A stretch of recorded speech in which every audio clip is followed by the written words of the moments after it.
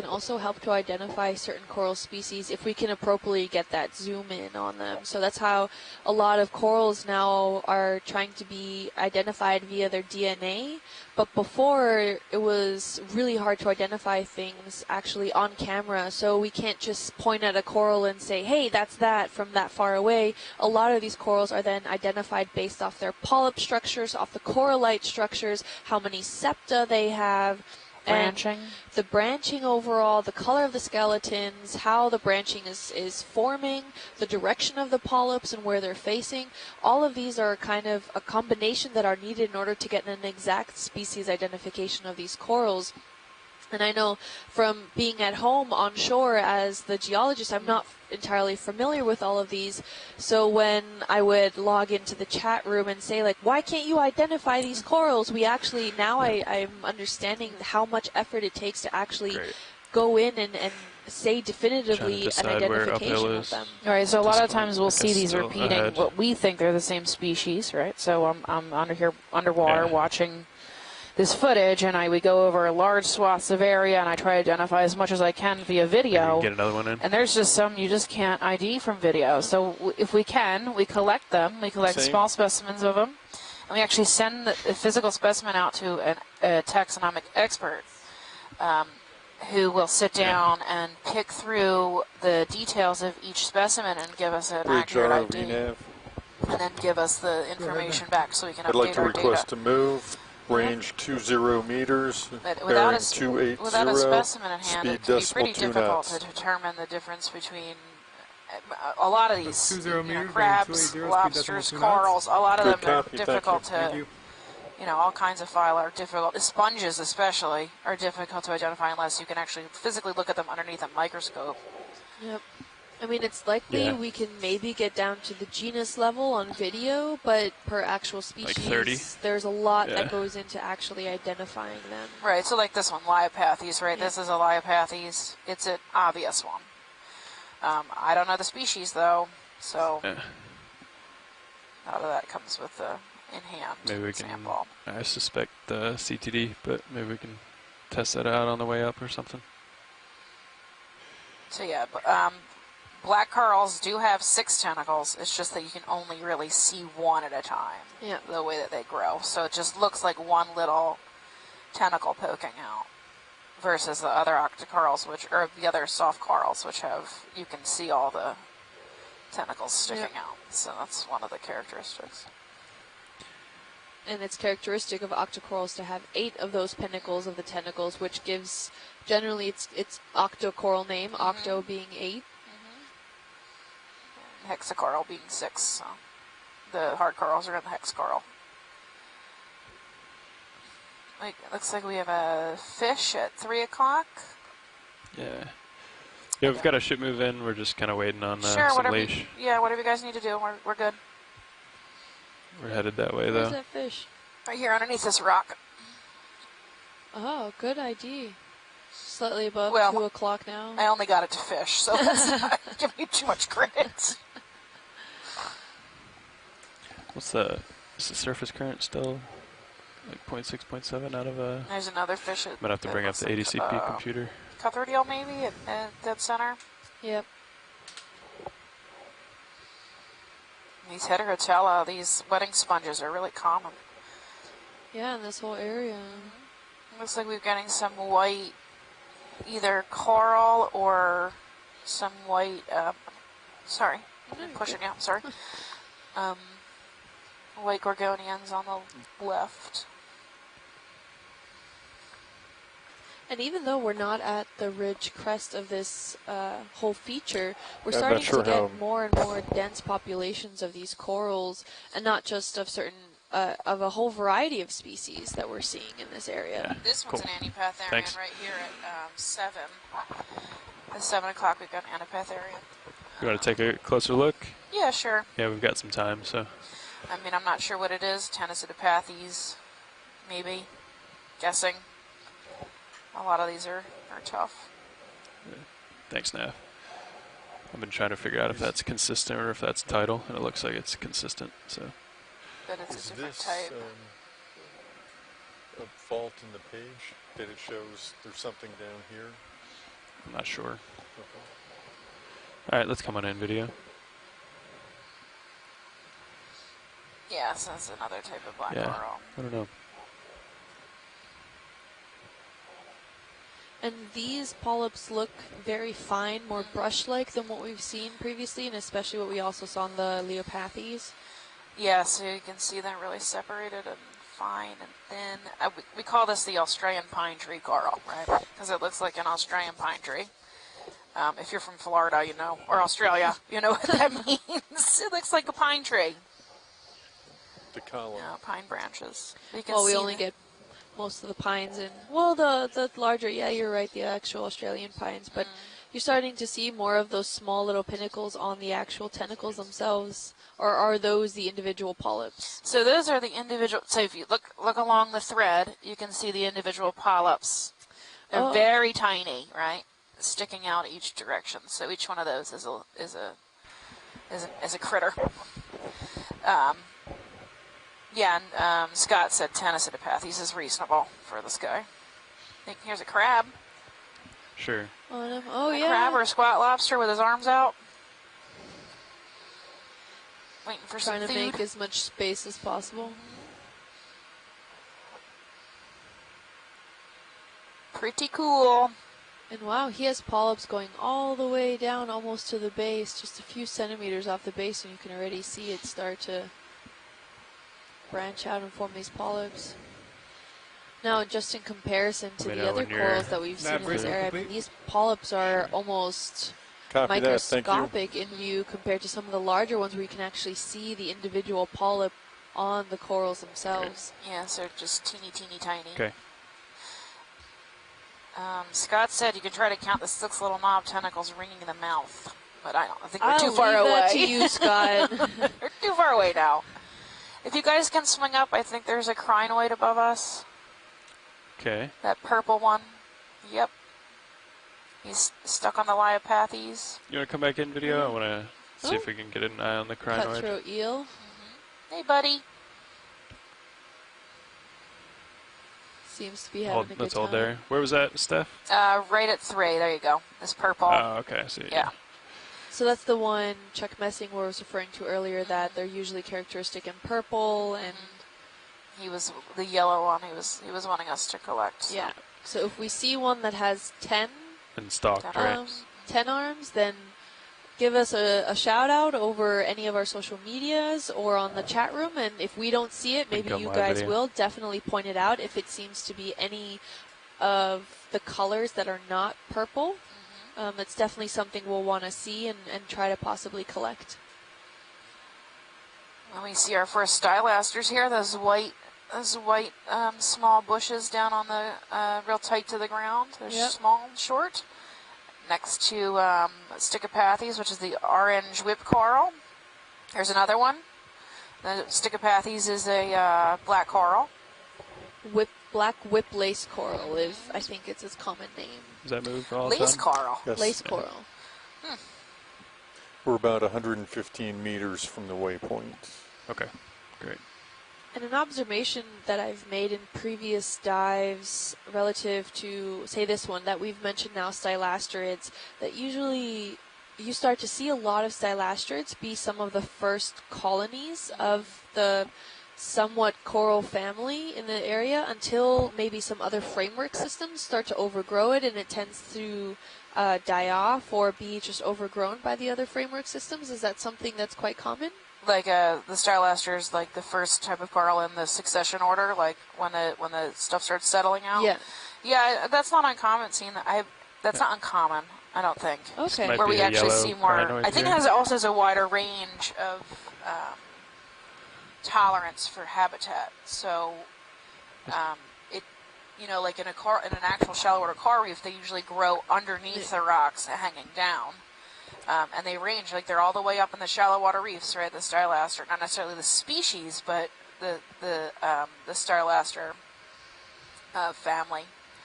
It ranges all the way from the shallow water all the way to the deep, and it grows in habitats that aren't necessarily conducive to our more like reef builders, or like our I don't want to say reef builders because we don't really have reef builder corals down in the deep. We have a hermatypic coral, which is a non-reef building coral, but they grow those big bushes like of blanking.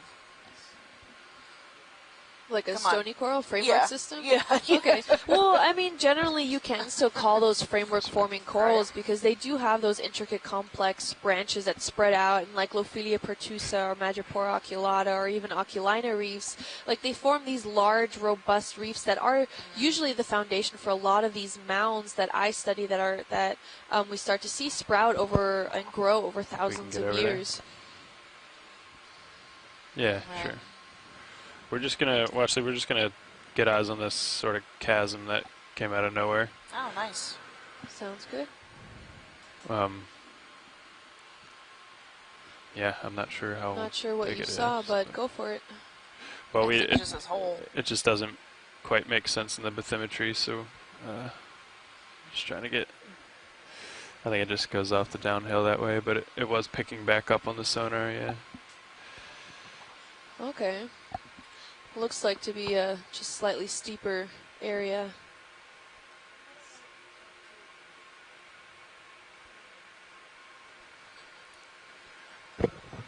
And actually, we did see those 3 crinoids that were not purple. I don't know if those were of interest. Yeah, they were still slightly pinkish. I'm not sure if that qualifies under the really of what we're trying to collect. I think we're going more for those really yellow, intense crinoids. Okay. We have Lophilia. We have a little bit of Lophilia. And then it looks like Lophilia sightings. We also have this really large mound up here, which might be some type of tilefish mound. Yeah. Here's our first Lophilia sighting. If we can get a snap zoom on that. Sure. Where do you want to go here? Straight to that Lophilia reef right at the base, the center base of the frame, and then we'll scale up to maybe that live one that's up on that little slab.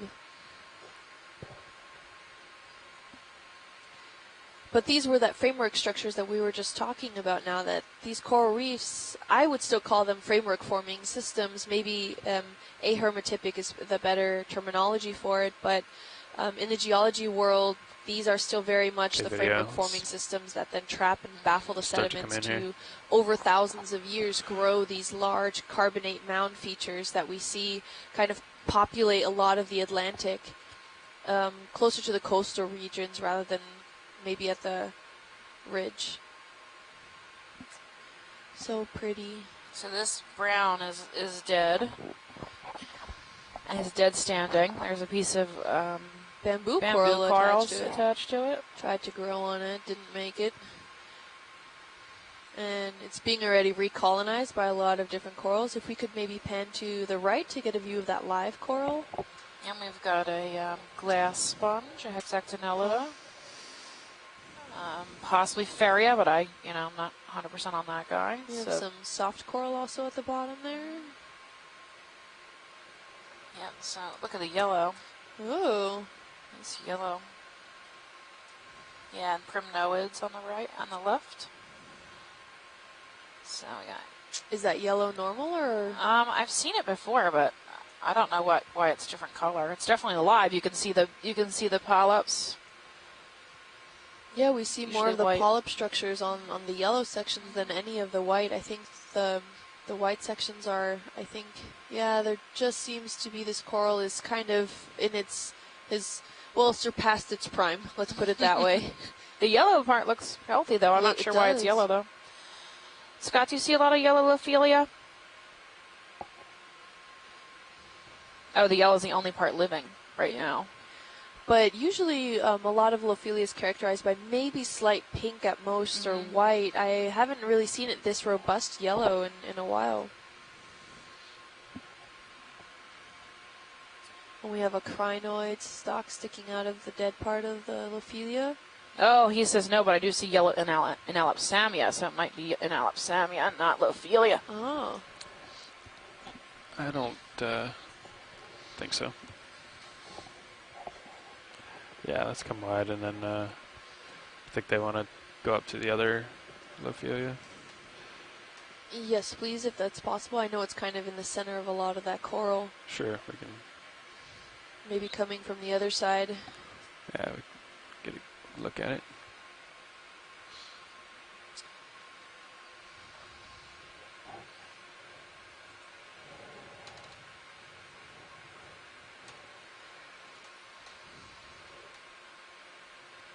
Maybe it is an Elopsomnia rather than Lophelia. Just to go and show you again, folks, that at home that it is incredibly difficult to identify a lot of these corals right at hand. You might have to just come in from here, video. And there's another yellow crinoid on the bottom left there. Oh, yeah. Come on in. We'll get a closer look after to see if that's the guy we're after.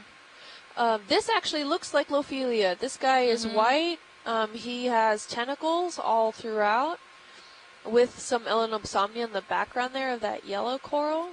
But this does look more characteristic of Lophelia, I would say.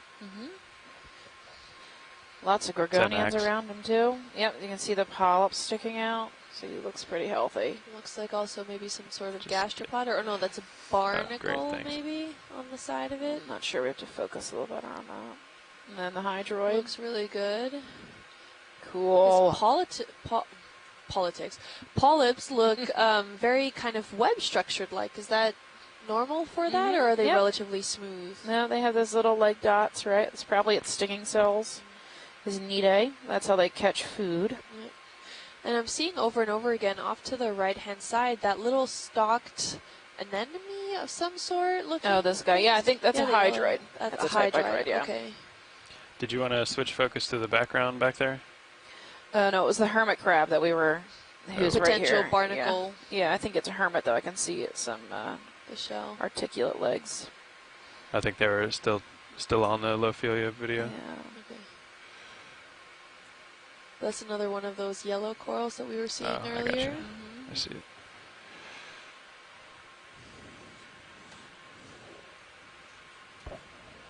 Okay, anything else here, video or watch leads? I think we're good, thank you. Brian, do you want to do anything else here?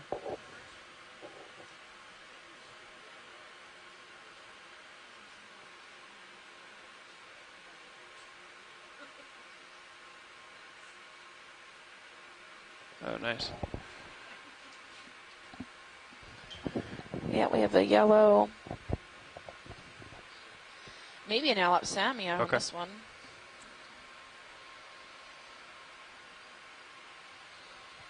Yeah, I think you're right, co-pilot. I think we'll want to switch it up. Go 270. A little more west.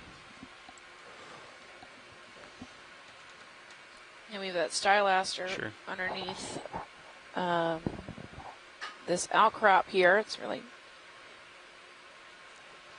really lace-like.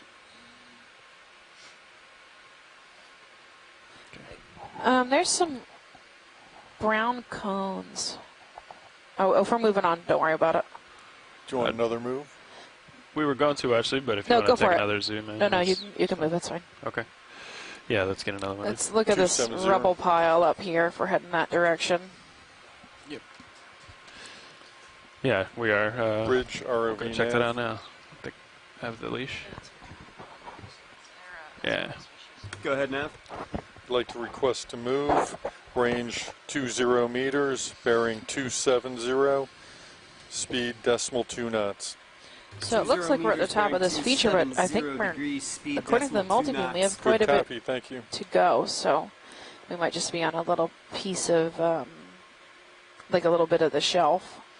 Yeah, but this big pile of coral rubble is possibly fish created. My guess is a tilefish of some type.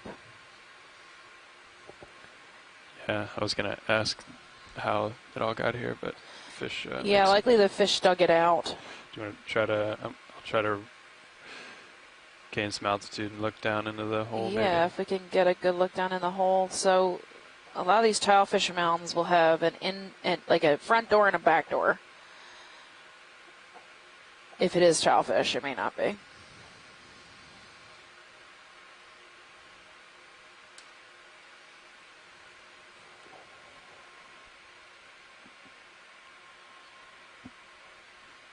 Yeah. Yep, it's a burrow. Tilefish tends to be very shy, so the likelihood that we'll see one is slim to none. Usually you catch them in the distance and they disappear into their little hole. So that could possibly be a front and back door to the same mound, or it could be two mounds. Just throw the fog lights on real quick.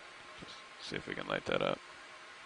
But this Lophelia rubble probably came from down when he, oh neat, when he buried him, when he dug it out. So likely this is a giant pile of Lophelia, which would make this a lithoherm or bioherm. That's cool. At least a couple hundred years of, a couple thousands of years of piled up Lophelia rubble. Nice. My guess is this is the front door, and that other hole on the left, on the right, is the back door.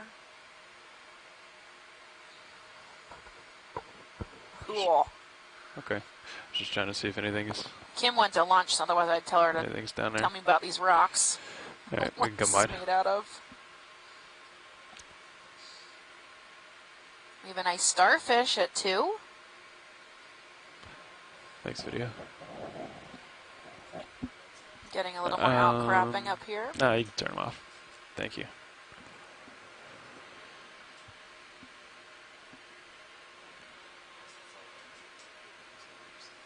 Yeah. Yeah, I kept spinning right because I thought I saw some sonar blips out there, but I guess not. Yeah, so Mike asked on the thing. I believe they pick it up with their mouths and, carry it forward and spit it out to make those mounds the tilefish do.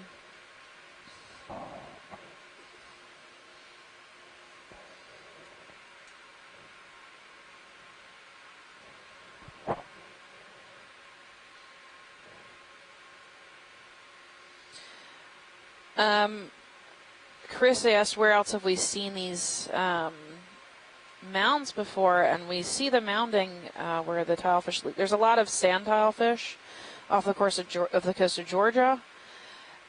We also see them in the soft sediments heading north of, between, off the coast of Florida, I guess.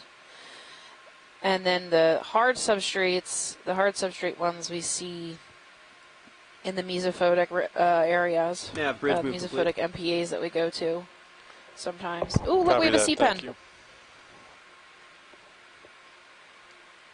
We have a sea pen dead center.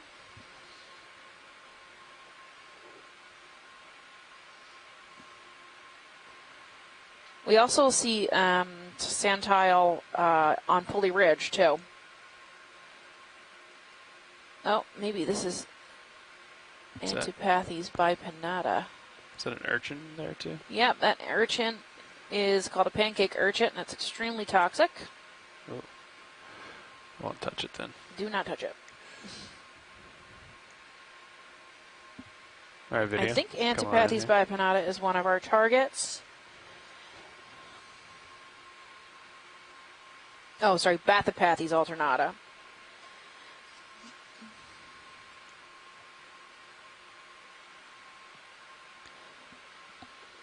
This is a type of black coral.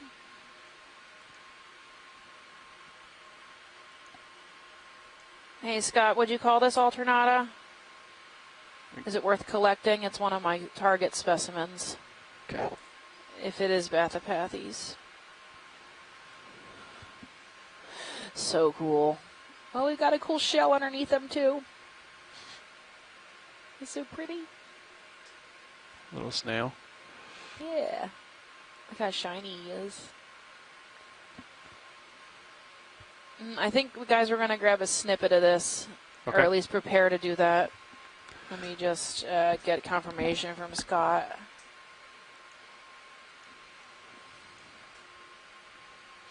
You think I need to get a little closer, Sean, or what? And again, this is just a DNA sample. We only need a tiny snippet. I can grab it, right? But bring up Mini Zeus if you, just for range. Okay. If you think you're done swinging.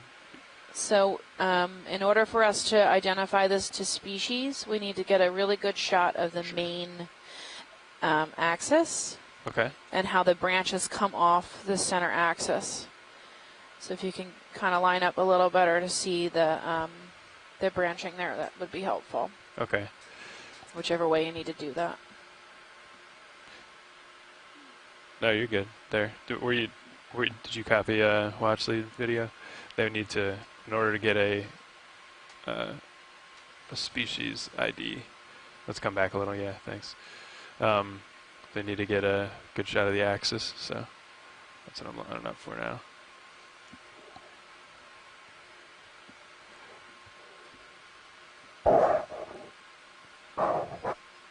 All right, let's come back in here.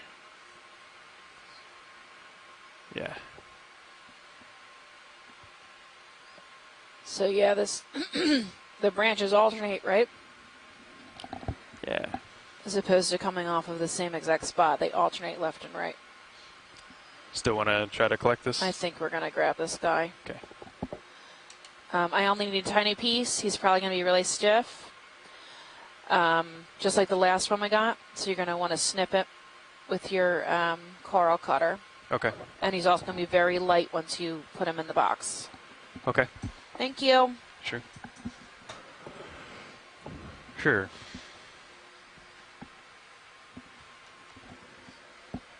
Affirmative.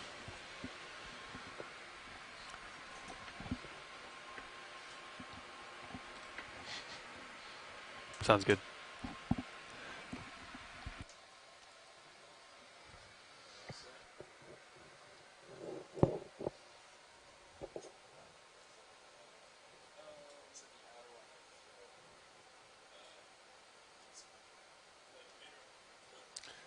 You've done inner on both. Yeah, if the starboard side might float, then we'll just go port outer then. Yeah, okay. Could do that. Yeah. We'll just put it in the bio box. Okay. Sure, yeah.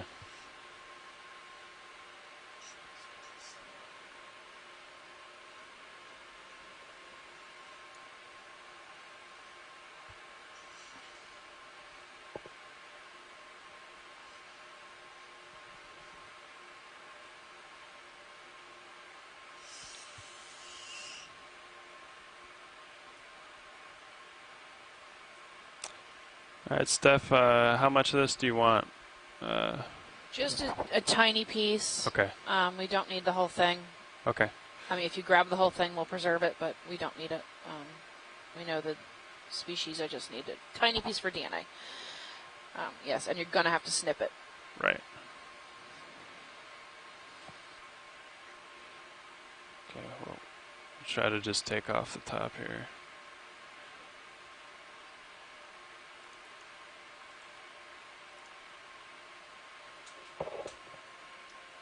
I don't want to take that much, I don't think. But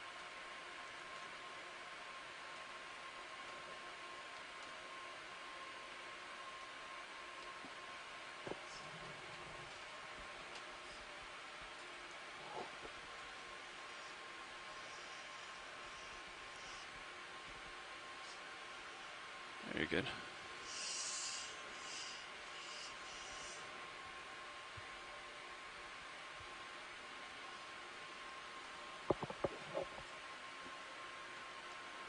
I got more than I thought, but it's okay.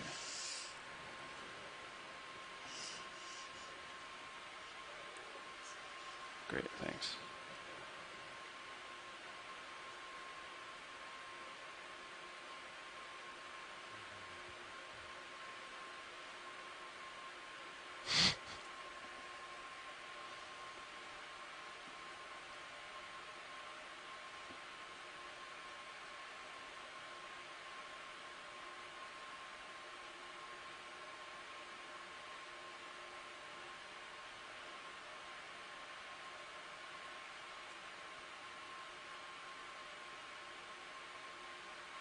Okay, clear.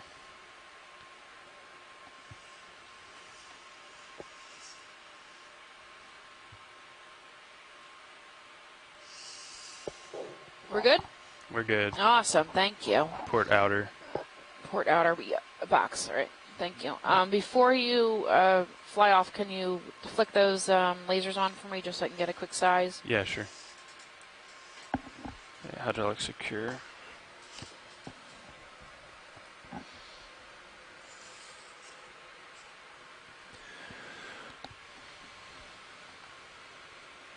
Okay, lasers on.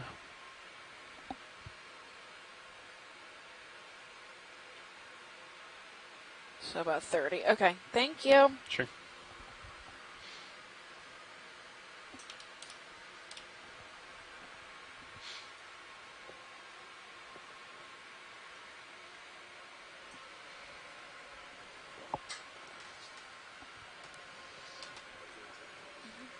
Okay. Okay. Come ahead, yeah.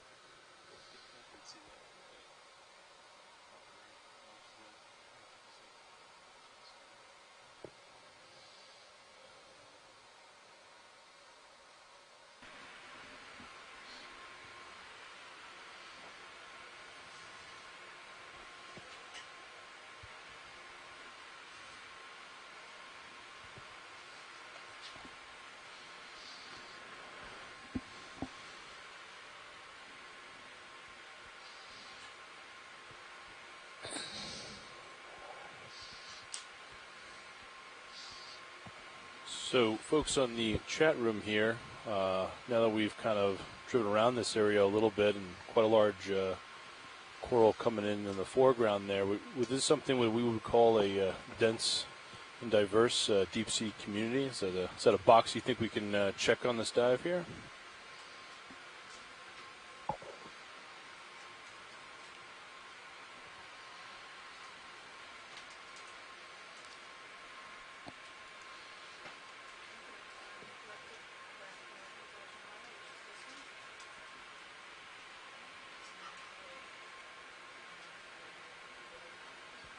Thanks, Ken, for helping us identify that shark we saw a little bit earlier in the dive. Super appreciate that.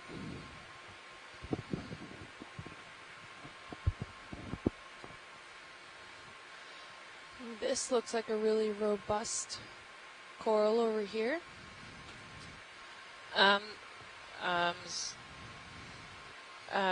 Chris wanted to know what the question was again, if you could repeat it. Yeah, I think, one of the things we look out for on these ROV dives is if we get into an area we would determine as diverse and dense, and that comes with certain quantifying descriptors, so many species in such an area. So just wanted to see if we were there. I mean, this has been a really exciting dive so far. A lot of different types of coral, lots of hard bottom. I think in the shots we've had many species. So just wanted to chime in there. It's just something we closely track here for our partners out in the wide world. And thanks for that. And sorry, is anyone chiming in? Yes, I just wanted to ask if you were interested on us giving an estimate of how many different sponges, for example, we have observed up to the moment, and Bob could mention about the fog corals. So if you believe that we give you some input about that.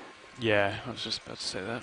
Sounds good to me. So the different variety of them, there's definitely a high biodiversity in the area. I couldn't put a number on how many different types of species we've seen. Definitely quite a few different kinds of bamboo coral, different kinds of sclerotinian isolated cup corals. Bridge ROV we nav. have seen quite a few of the sponges, Like to request which to move, I'm sure you've seen. range One that 20 potentially could be a meters, new species. bearing We've seen a 270, variety of fish, including speed those decimal 2 different knots. Sharks. 20 meters, We saw bearing spotted fish as we were 2 knots. nearing Good copy, the bottom, thank you. as well as later on gray and white spotted fish. It's hard to put a number on how much of a diversity we've seen, but definitely a lot more diversity than we saw yesterday, and hopefully we can continue that. So we have Ken Sulak weighing in on the chat room here. He was correcting one of our earlier observations as we identified here on the ship as a cutthroat eel. But Ken's actually saying, no, it was actually a congrid, but many of the other eels that we saw today were indeed the Synoptobranchus cutthroat eels. Nailed it. And now here we can see a lot of this more coral rubble features encrusted with that ferromanganese crusting, which has a lot to do with the overall ocean chemistry in the area, reacting with the coral skeletons and depositing this iron manganese crust that gives it that dark looking feature. And it's, speaking scientifically, it's quite a pain to try to remove in order to get to the actual sample of the coral skeletons that we want to see. If we could possibly then age date them or use them for specific isotopes or mineralogy, we have to get a lot of that crusting off it before we can actually do the work that we need to do in order to find out a lot of the characteristics that go along with how the coral once lived and how it formed.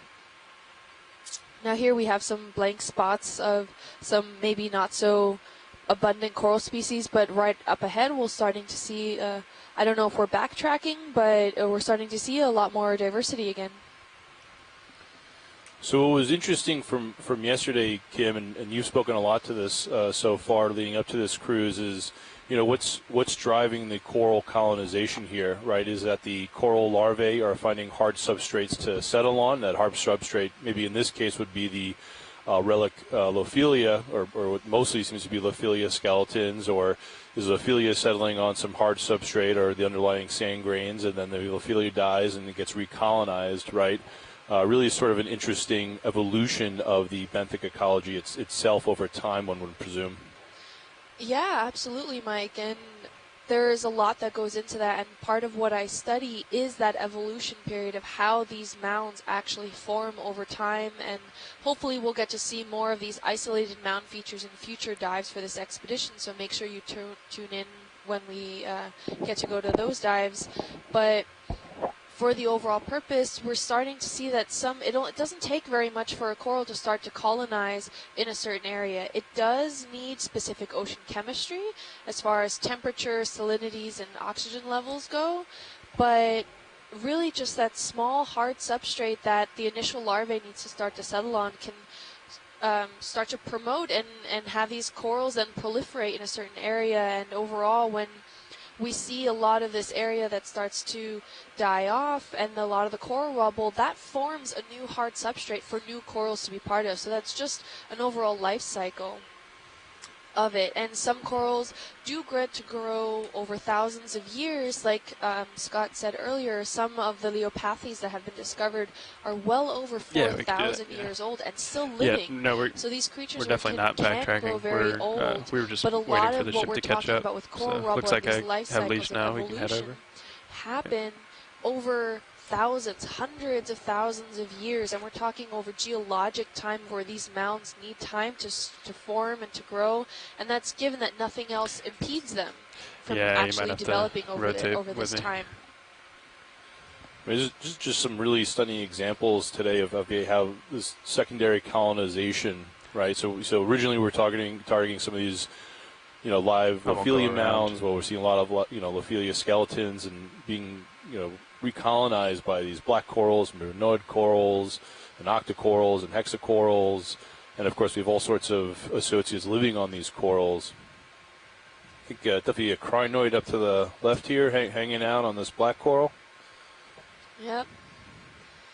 It looks to be that pinkish color that Chuck was speaking to yesterday. The majority of the specific maybe species of crinoids that we're looking at here, these 10-armed species of crinoids, do have that purple pinkish color primarily, but we're going to possibly, if we do see any of them in a bright yellow, that is a sample that is of very high interest to collect, so hopefully we'll get to see one of those, just like we saw last at yesterday's dive. However, it was inside of a drift ghost net, so we didn't want to mess with that, especially with the ROVs, for safety reasons. And just to to take a step back here, contextualizing where we are today, we're on this How we doing on that ship move? about 10 we're to just 15 long kilometer ridge seems to mark the eastern extent of what is known out there sort of colloquially as a Million Mounds area. There's an area in this habitat area of particular concern, the Miami Stetson Terrace here. Excuse me, the Stetson Miami Terrace. And to the east of it is, if you look at the mapping data or the transit data that we have, it's relatively flat. It's relatively featureless until you got to the middle of Blake Plateau. You have some isolated mounds. And so one of the dives we're planning on in the future of this cruise, down the line here, dive 15, is we're actually going to try and do an ROV transect from where we're on this to the east of here, some flat bottom, and then head into these areas which have all these mounds and features, and really look at how that biodiversity or the benthic communities, how they change laterally over that extent.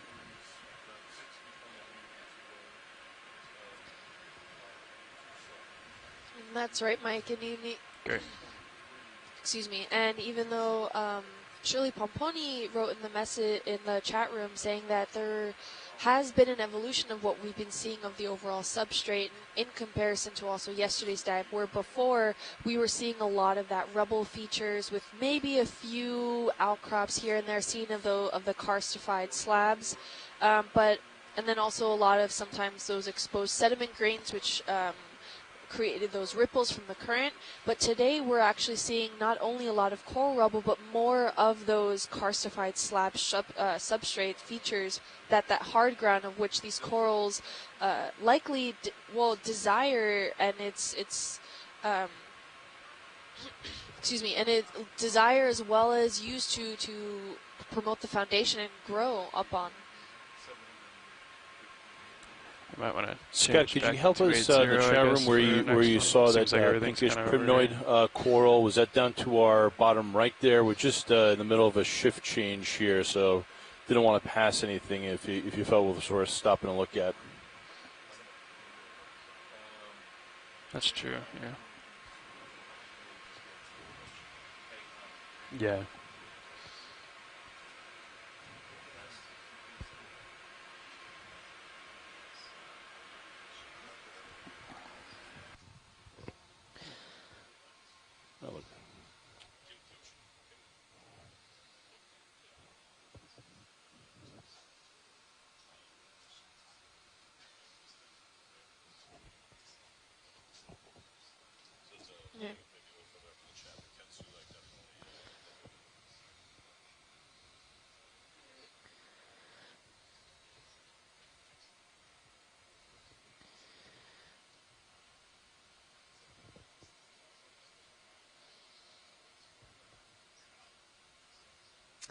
And just to reiterate, in the beginning of the dive, we did see a couple sharks when we reached the bottom, and it was extremely exciting to see. And Ken Sulak chimed in the chat room, and he was able to identify some of those sharks as Squalus cubensis, the Cuban dogfish shark from the family Squalidae.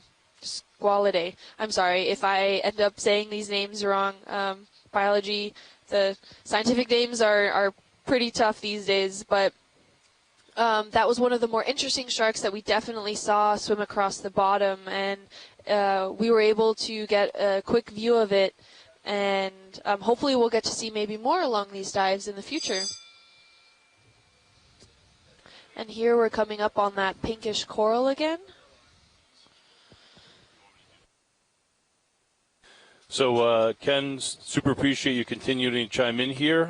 So he's detailing on the chat here some other fishes we've encountered today so far. First up, the gray cod-like fish with very long white pelvic fins. That's Phyces chesteri. The otherwise common name is a long-finned hake. Typically rests on the bottom, semi-curled, often with a shallow pit that it digs or hiding under a ledge. The next fish we saw, the small rat tail, was family Microridae, Nizumia verde, and again, I'm doing my best in the pronanciations here. In typical oblique posture, nose to the substrate, and then the next small black-spotted whitefish sitting on the substrate in typical fashion again is the Acropomatidae Synagrops bella, or otherwise known commonly as the black mouth bass. The only other thing is we're headed towards waypoint 2, and it's about 60 meters away. And then after that, we're going to try to head towards waypoint 3, which is due south. So waypoint 2 is due west, waypoint 3 is due south. From my understanding is the goal is the peak. So, and then work our way across. Hey, watch lead is pilot. Ship is stable.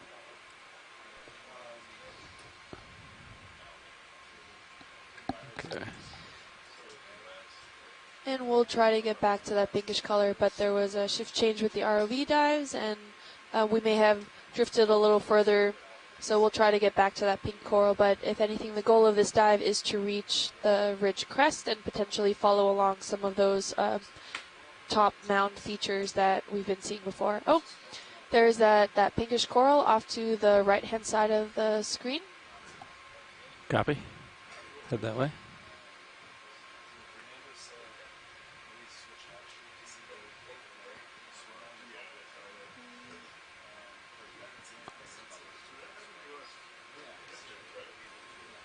So with these dive plans, you know, because we are exploring, it's often difficult to determine if, you know, what we're on right now is going to be some of the one might describe the more rewarding parts of the dive, or if we make it to the top, then we're going to see some different colonies, some different benthic communities. So you always have to be careful about how many chickens or eggs you count in the basket before you actually have them in there.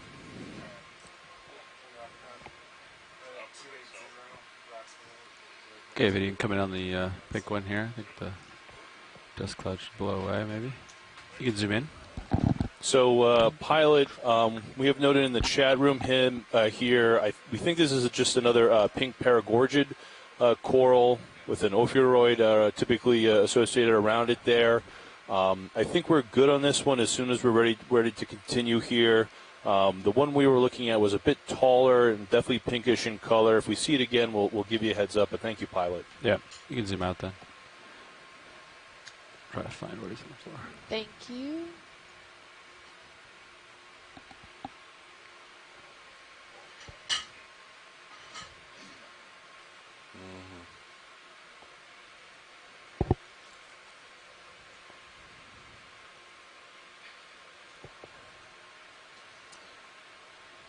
And pilots, it looks like they've just been easing up the hill here, about 20-meter steps, bearing 270. Copy. So. And we seem to have come upon a lot of this coral, almost forest-like, although not exactly framework forming. We do have a lot of these overall isolated coral colonies in this area, and we do what seems like we're starting to come upon some scleractinian bushes. If we can get a quick snap zoom on one of those white corals.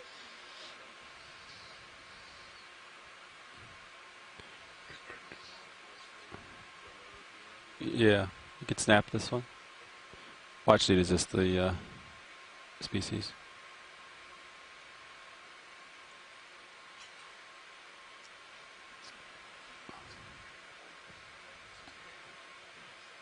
Maybe a little tighter if we can go. Yeah, I'm working my way closer here.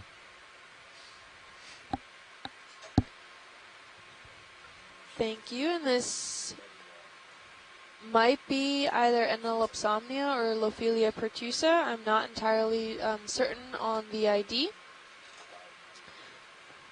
But we do also have some of those isolated cup corals. We see some skeletal features right underneath that seems pretty definitive on the solitary coral. We have a few squat lobsters and another gastropod hanging out on this coral skeleton here. You can zoom in, Art. I've got my left toe down, so. Oh yeah, thank you. We're starting to see a lot of these corallite structures that are used to identify a lot of these coral species here. So each one of these polyps, when we have a scleractinian coral, and what the polyp comes out of, this specific center, is called a corallite, and that's actually the feature of where the individual animal of the polyp lives. And we can see that the larger little thin discs on the top are actually called septa, and those we can also count, see how many are large and small, depending on, then it can help us further ID the actual species of the coral itself. And we can see a little bit of the underside of a squat lobster right at the top of the screen there, and there's a little snail off to the back. Rotate this up here.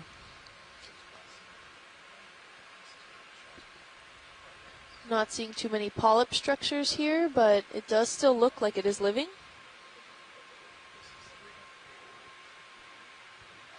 And just want to give a shout out to our video team here today. We have a nice compliment in the chat room, getting those images of the fishes earlier, particularly kind of the broadside still shots. It super helps being able to identify those. So well done to our video team on board here. Yeah, filming those fish is not an easy task. Thank you, pilot. We're good here. Copy that. All right, video, when you're clear, you can zoom out. Keep going up the hill here. So I believe the direction of motion was a 270. Came slightly to starboard. Correct. To be able to accommodate that look. You want to start making your way back, maybe, pilot. Copy.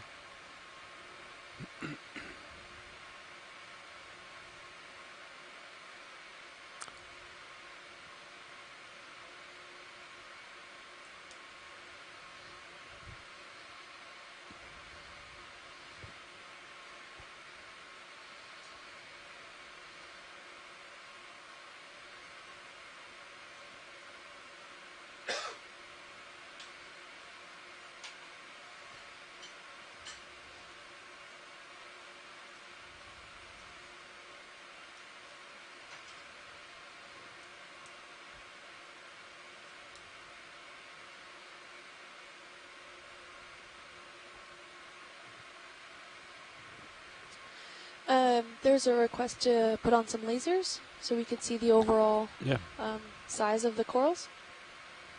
Yeah, I'm sitting happy at 270. Thank you.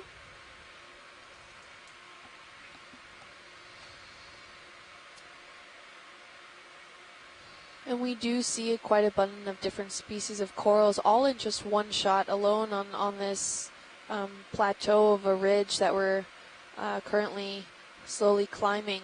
We have everything from crinoids to black corals to octocorals, a lot of bamboo corals. We have seen some scleractinian, Anolopsomnia, as well as Lophilia pertusa. We've seen quite a few of crinoids, some being stocked, which is the first time that we saw them, compared to yesterday where we didn't see any of those stocked crinoids. But today we have quite a few. They I gotta move underway. tend to stay That's what I was relatively going to ask you. small 20-meter bump compared to the other meters. crinoids that we've seen, especially the Still ones look that are like not 270, stocked. right? Yeah. Okay. We have again another Leopathes here with a pink crinoid on it. Bridge, Nav. Go ahead, Nav. Yeah, you guys ready for a move? We are ready. Okay, distance 20 meters. And a starfish at a bearing underneath. of 270, a speed of decimal 2 knots. 20 meters, 270 degrees, decimal 2 knots. Roger that, thank you.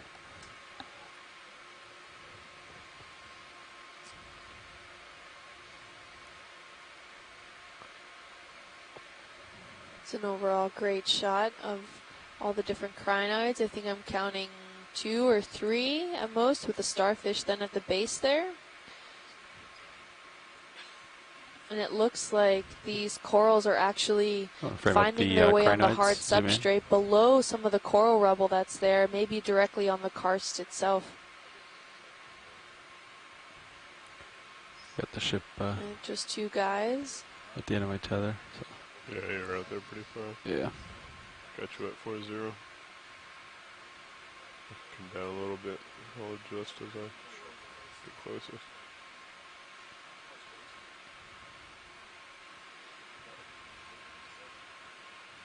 Thanks, pilot. Ready when you are. Copy. Did you want a close-up of the Sea Star? Yeah, sure, while we're here. Yeah, gotta wait for the ship to move anyway. So. And there is another one of those sponges again. Afrocalistis beatrix. I know it's on the species list, but I don't think we're still going to collect these guys yet, considering we only have one bio box left, and we still have quite a bit of dive left, so we might come up something maybe more pertinent later on. But that's a great view of this overall, the starfish here. And not sure if he's currently trying to feed on something or not, but he seems quite bent. Maybe just hanging out. But what's also interesting is near the sponges there, we have what looks like kind of like a fan-tailed cup if we can get a tighter zoom in on that, that looks actually quite interesting. If anyone on the chat or anything wants to chime in on what this particular thing is, if it is its own cup coral, or if this is something associated directly with the sponge, I'm not entirely sure what we're seeing here. But it does look to have some skeletal structure, so maybe it is a cup coral in the end. Not sure. Thank you, ROV. Yeah. Okay, pilot's clear when video's clear.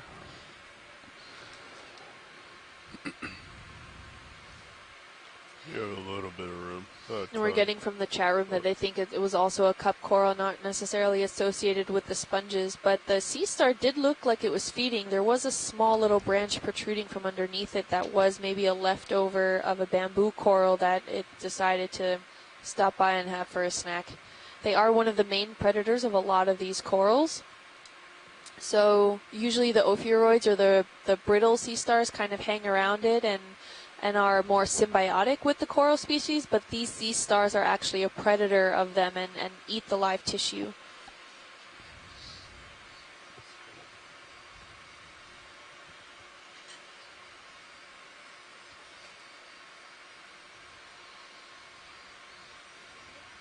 Oh, good. Just again, we're seeing a wide variety of a diversity of corals just along the slope here.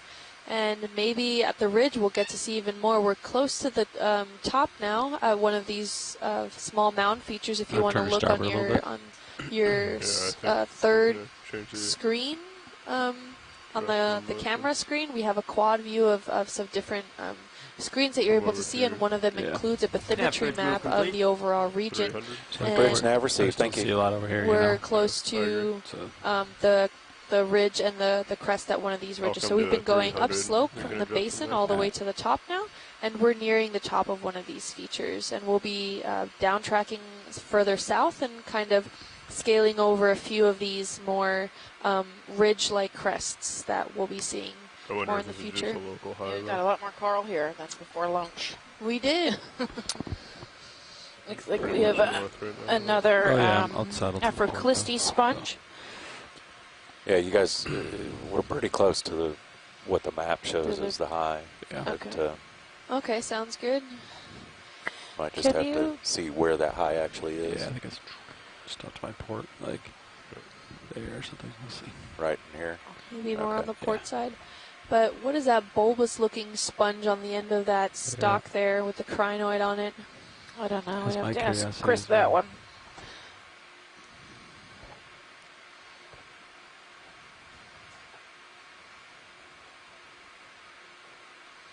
We've got some kind of ribbon fish too at 9. Y'all copied You see it? ship's moves complete. Oh, just slightly in the light that was there.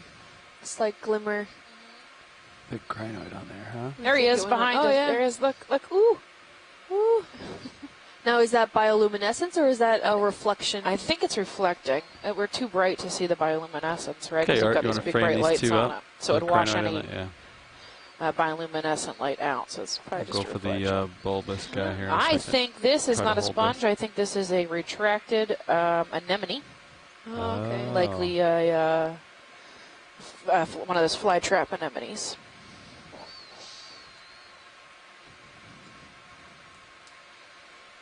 Interesting. And it's just one, or is it two? I think it's just one. Oh, they can grow quite large then. Yeah, they get pretty big.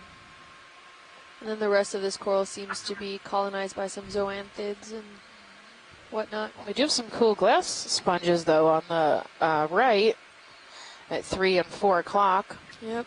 We're seeing a higher diversity of sponges scaling upwards towards of these slopes, and especially compared to yesterday's dive.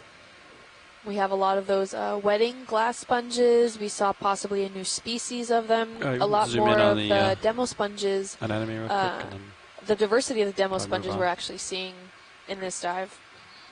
So this is a retracted anemone. Oh, wow. I'm trying to look at the surface of this organism, and okay. yeah, it could be perfectly a retracted anemone, like you are saying. Now, it has a very small attachment to this octocoral, the skeleton of this octocoral. Yep. And Scott says in the chat room that it's also on the left-hand side of that coral, we see a stoloniferous octocoral overgrowing on that side. So it's taking advantage of the already dead skeletal structure and kind of planting itself on there and growing. I'm going to keep moving unless you want me to further zoom on anything else. No, that sounds good. Okay. We do want to get a few of these pinnacles in there in the dive.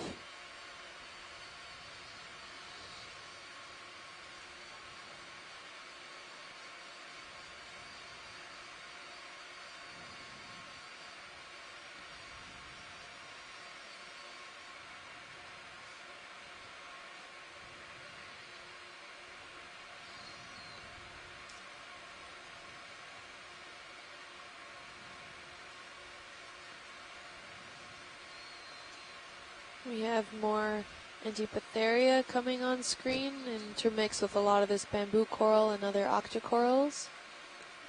Looks like that slope is turned, maybe. Yeah. If we can look, there's a white sponge at 3 o'clock. Copy. Which I have seen before. Now it's at noon. The background? Yeah, or? the background. Oh, okay. The more column. Yeah, understood. Next to possibly an Lopsomnia coral, given that we know about its... Oh, look, we have maybe another shark here. Oh, nice. Or fish. Yeah. Ken, if you're still on the line, feel free to call in or chime in the chat room. So maybe a chain dogfish? He did identify a dogfish earlier.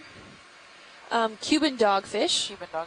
So maybe this is of the same species, although it doesn't look similar to what we really saw before. It looks maybe different, but it could have been just different in juvenile or whatnot. So Ken, if you're around, please chime in to let us know what we're looking at here. It's quite long. Do we have lasers? There, there. Yeah. It seems to be about 40 centimeters long, with a mouth on the other side and some pretty wide finned, and it seems like it's able to stay stationary, sucking in water. A little brown with some black, I don't want to say spots, they're more squares, it's almost checkered. Closer. You want to try to move more that direction? Yeah, let's go with 300. 300, yeah. Do you I want would full just go 20? with dogfish for now. I don't know much else. I think we're at dogfish. It looked like you were getting tugged a little, huh? Oh, we got a cool shrimp underneath that rock, too. Yeah. Bridge nav. Go ahead, Nat. And a few little Yeah, you more ready for shrimps move? peeking out. Distance 20 Maybe meters, he's on the bearing of 300 at a speed of decimal 2 knots. Is he going for it?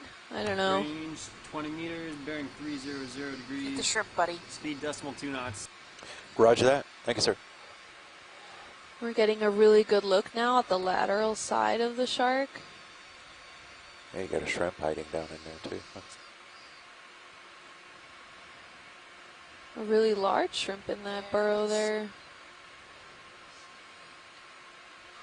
Paint on Oh, that's a better view actually with the lasers. Thank you. there. Yeah. Maybe closer 30 to 40 centimeters. Just hanging out. Not sure if he's resting on something or if he's on purpose putting that tail up. I think he's resting. It looks so weird. It's a very odd posture to be sitting in. It can't be comfortable. Up close to one of those Afrocalistus sponges.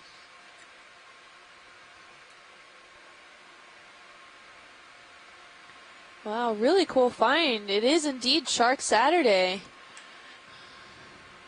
Post that on your Twitter. Right? Shark Saturday, that's right. Let's take a picture of him.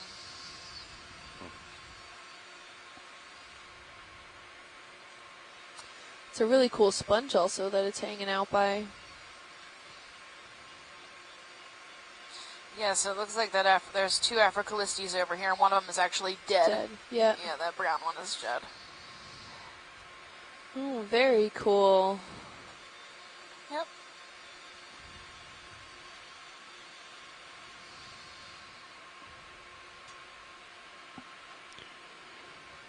Looks like he's just exploring like we are. That sponge that they're looking for is back to your starboard slightly. Yeah, sponge was back to the left. Copy. Excuse me, port. When you're done Port with the side. shark. Oh, right there. Almost dead center now. Yeah. Cool. Bye, shark.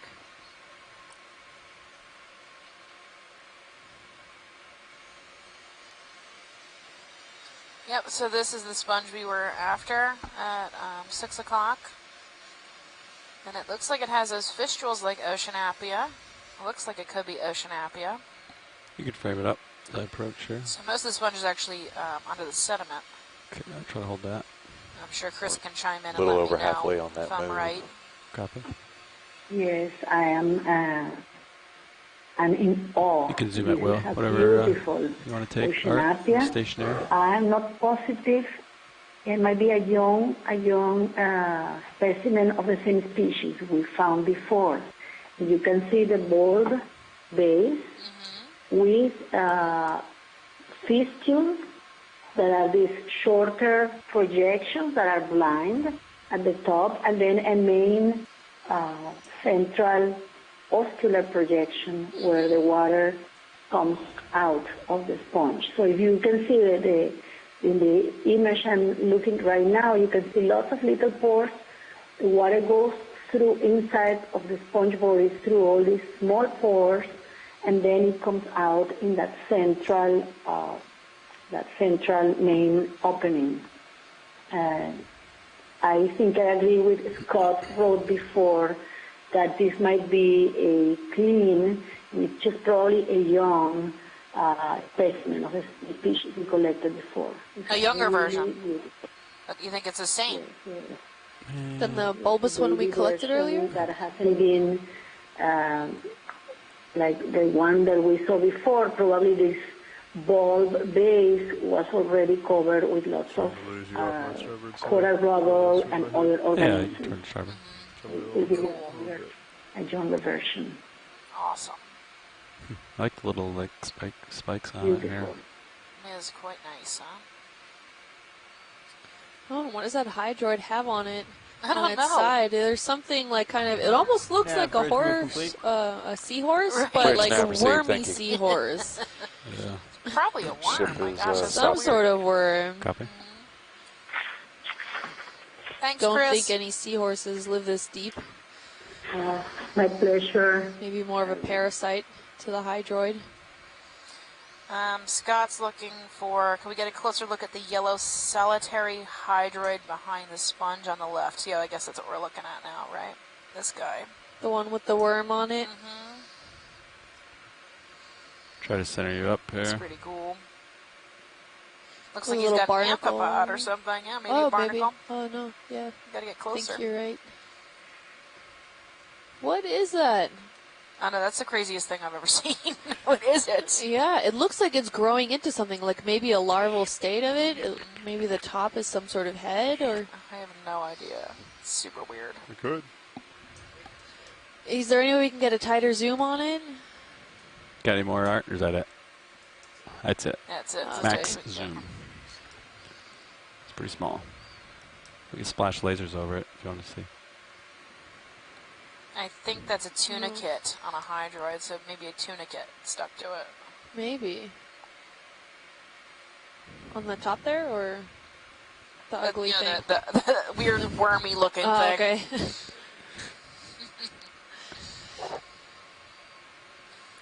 All right. Pilot's clear. Video's clear. Yeah, Scott agrees that it looks like it could be a tunicate. There's a pink solitary coral. Yeah. Oh yeah, that thing was maybe a centimeter at most long based off the lasers. Yeah. The tiny little thing. All right, video. Actually, you're already wide, aren't you? Okay.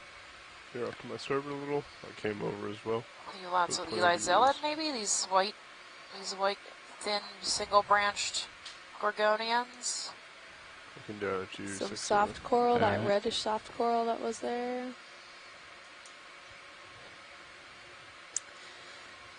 And Ken Sulek again in the chat room was discussing some of the sharks that we saw earlier in the dive again.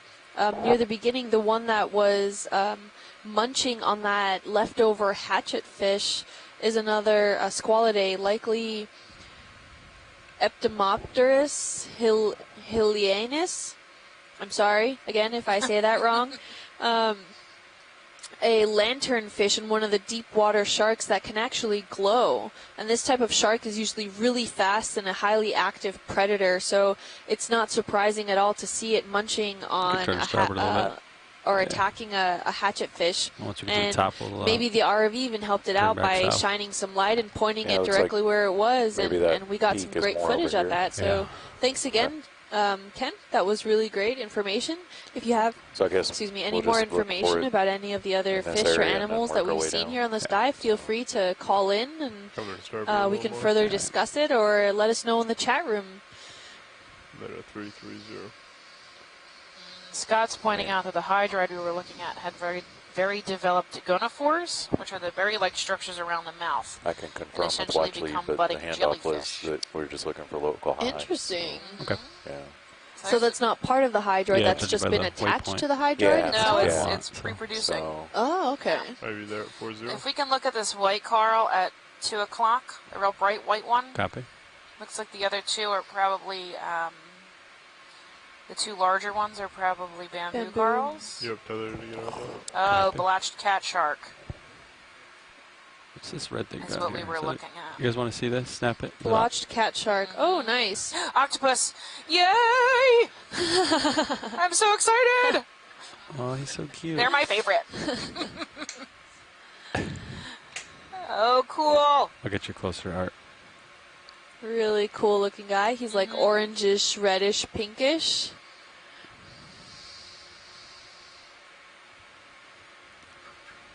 Try to snipe him through here. Okay, I'm steady, Art. You can go in all the way. Oh, look how cool his eye is. Oh my gosh. He's just chilling. So is he able to change his color? Probably. Most of them do. I don't know of any that don't. They also can change the texture of their skin, which is pretty cool.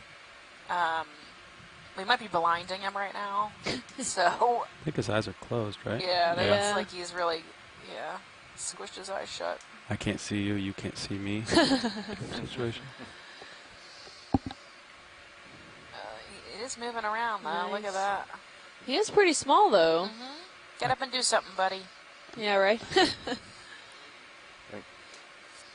Interrupting his nap.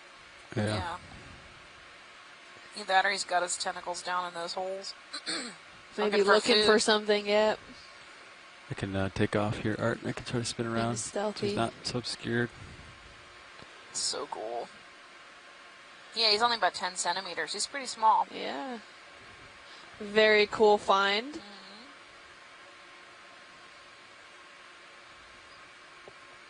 Just gotta get a little closer to him. We got the size, so turn the lasers off.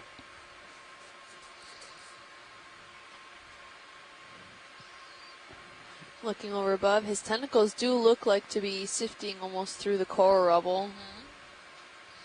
Okay. You can come They in if actually you can want. use their tentacles, their suckers, as a way to taste. So if you ever touch an octopus, it's actually tasting you with I its did not know tentacles. that. That's Now, cool. do all octopi have beaks? To the best of my As in? knowledge, they do. So that's the only hard part of their body. So they can actually collapse and squish themselves through any hole that's Okay, I'll try to hold that shot. for as your long art. as their I know beak I've been can actually moving get the through rotator it. quite a bit. So any hole that's bigger than their beak, they can get through. Yeah, he's turning away from us now.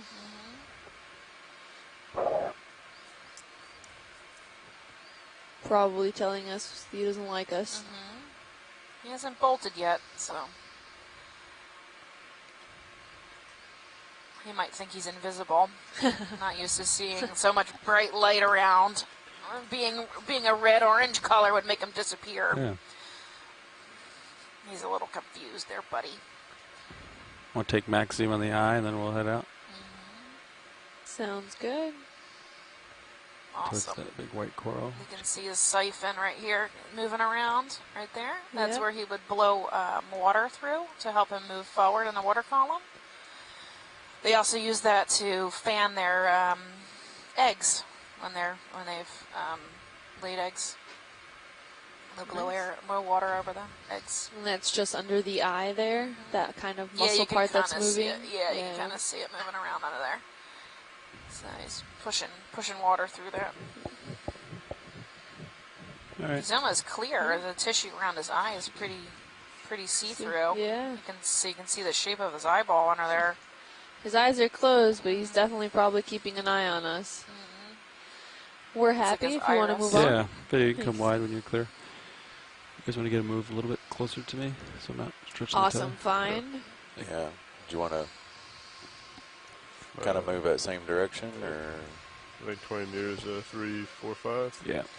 3, 4, And 5? Ken 3, 4, just 5. also Okay. identified that shark that we were looking at earlier And is, not sure if 20 we meters, said you it out said? loud Yeah. yet or not, but Okay. it's a blotched cat shark. bridge now? No offense, I'm not even going to pronounce the scientific name. It's usually around the ahead, bottom among Yeah, the I wanna coral. get It's another move usually in. strongly Distance, 20 associated with meters, bearing lophilia. of 3, 4, 5.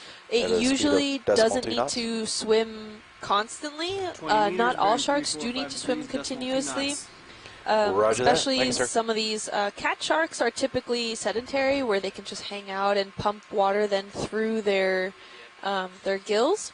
And the checkered marking that we saw earlier Okay, you can are frame a the good white one up there, representation of disruptive camo used to break up the body outline, and so it's also stealthy towards its own predators. So thank you, Ken. That was really helpful what we're looking at here. And this looks interesting. It looks like a stylastrid, Yeah, if I I'm not would think mistaken. so. Quite a large stylastrid. Pretty robust at the base there. Yeah. The biggest that we've seen on this dive. Splash lasers on it for With you. is that a tube worm or an anemone at the base of them, the purple ones? Those are cereanthids, which are tube worms. So they actually find some soft sediment to settle in, and then they can, if you get too close to them, they'll pop down into their own tube. Oh. Cereanthiidae is the... Can we poke it? We can. I'm fine with poking. I don't know if anyone else is. There's also an Ophiothrix, brittle star. At 3 o'clock, you can see he's really spiny. You could come in. He's very similar in color to the stylastrid. This may not be a stylaster. Oh.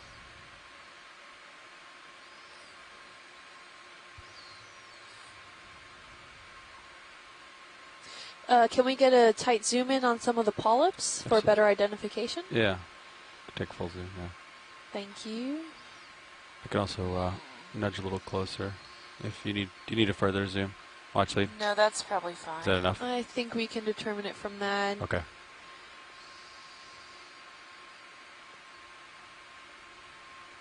I'm thinking this is probably a Gorgonian, based on the polyps. Trying to count the number. Yeah, do you see 8?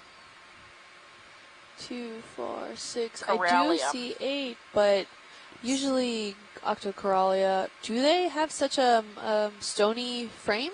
I don't know if it's stony. I think it just looks stony. Scott's saying corallium. So my guess is that it only looks that, stiff, right? Like a Stylaster's rock hard. Yeah. This probably has a little more give to it. It's just very robust.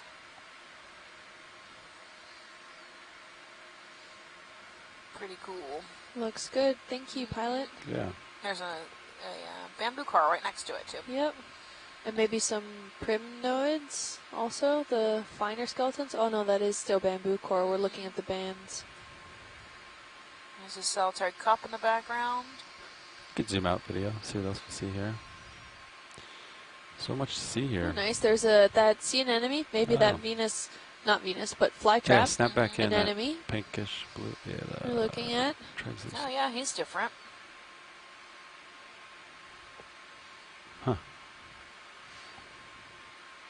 So the corallidae do have an almost stony skeleton, like think precious pink corals used in jewelry for the for that white corallium coral. So they're almost stony-like. Interesting. Do we know if again the skeletal structure is aragonite? I don't know, Scott, if you're aware of the mineralogy, but pilot's clear. It would be interesting to know if they're indeed that similar to the stony corals that most of them are aragonite producing. Now, what is that blue coral off to slightly 3 o'clock? 3 o'clock. Probably a sponge. That does look spongy, but Nav bridge move complete. So Hymadesmia could be blue. Has Come in on the blue, blue, and it's pretty common on the Try to Lophelia center it up here for us. reefs. So What is that? if I had to guess, I'd say Hymadesmia, but I defer to Chris on that one. oh, okay. And just to point out Pilot's earlier, copy Scott of said last that move's complete. the coral Okay. is actually not composed of aragonite. It's more like a cemented together sclerite forming coral. So not a true skeleton overall. And this sponge does look really interesting. Did you see something? I thought maybe it was a Yeah, you can take tunicate based on the See what we, holes, but no, I think it's a sponge. It's a beautiful sponge, and I cannot go farther than the Demospongia. Okay. We saw it yesterday. It was a smaller specimen. We have two of these large oscules that we can see, these larger specimens. To have many of these round oscules with a thin white border around them. So the same specimen we saw yesterday once, but much larger Right. organism. Really cool. Pretty cool. Interesting to collect if there is. All right, pilot's See, clear. even this deep. Okay. Yeah. Thank you. Even this deep down, we start to have also a variety of colors. And we can see also to the back and to the right-hand side of this, we have some pretty robust cup corals there. And then on the bottom, would you say now that's primnoid coral, or not sure what that is? The small gorgonian on the left. Yeah. These two pink things are definitely cup corals on the right. So possibly it could be primnoid.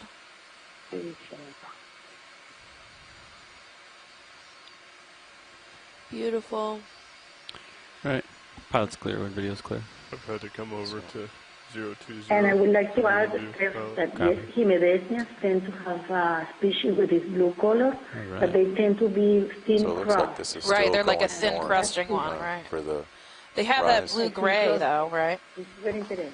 I Yeah. think it's going to go north a little bit more. Is then that back to the west. blue-gray, like calcifying that crust, or is it Probably just yes. somewhat crusty overall? No, it's more of like a soft, like Yeah, it looks like you may be spread out thin Yeah, I guess layer. right there, right? The Top, yeah. Hymadesmia. It's a Looking at blue. sonar. We'll probably see some. It's You're pretty, still not uncommon here. It's And it's just not like quite as blue, really hard. bright blue. And just to correct myself earlier, Scott says that it's not a primnoid, but we couldn't really tell what kind of coral that Yeah, I think small you're coming up to the coral top was here. below Yeah, the I'd agree. sponge there. So if anyone else can chime in and look through the video and tell us what it is, we'd greatly appreciate it. Are we almost at the top? How far up? I think, Yeah. We think we're very close to the top here. Local high. Really close. Wow, we're starting to see a lot denser coral forest in this area, with also underneath the substrate, you're starting to see a lot, little to no sediment whatsoever, but we're seeing a lot of this coral rubble, but maintaining a lot of that framework structure, along with the karst features in this area that all of the corals seem to be really loving at the moment. And we're seeing a lot of different variety of octocorals and bamboo corals. We're having another one of those Afrocalistus sponges. What is that floating by the screen just now? I don't know what that is. Some organic schmutz. There you go. When in doubt, it's schmutz. Yeah, it definitely looks like you're coming to the... Scott said there was a yellow fan to the left. I guess we went past it. You guys, can you swing back to the left a little bit? And there seems to be one yellow fan up front as well, so if we missed that one. Oh, yeah, that one. Where gold coral. Swing over there. No problem. This larger one here? Yeah. Paramuricea, maybe? Paramuricea?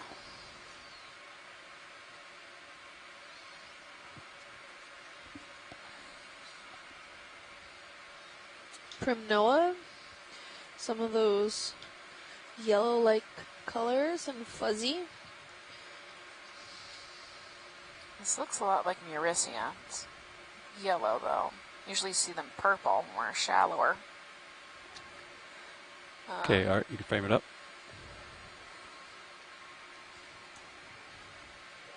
Might as well get the eel with it. What do you think, Scott?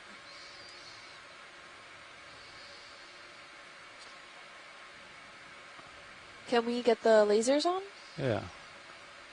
Thank you. All right, you can snap in. Well, it's quite a large coral. And we got some Lophelia behind it. A tiny little colony. All right. And some, we got corallomorph on the on the right. Some soft coral also there.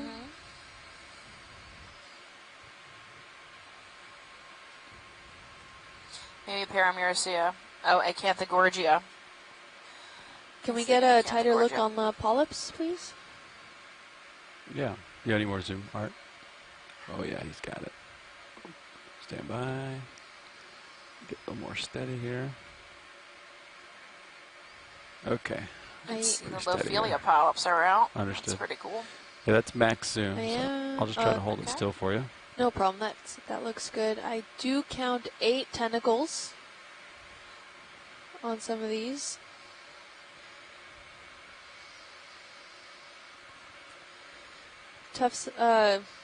Scott says it's pretty hard to say exactly what this is, but he's leaning towards plexurity. Thank you. And then we have an ophiuroid hanging out in the middle of this guy. Would a sample be possible? He wants to sample it. Do you think it's a new species? Do you think it's... Ooh, look at the little euphalsid shrimp. Dang it, look how cool he is. Yeah. Could Amanda say if this is something familiar? Is Amanda on?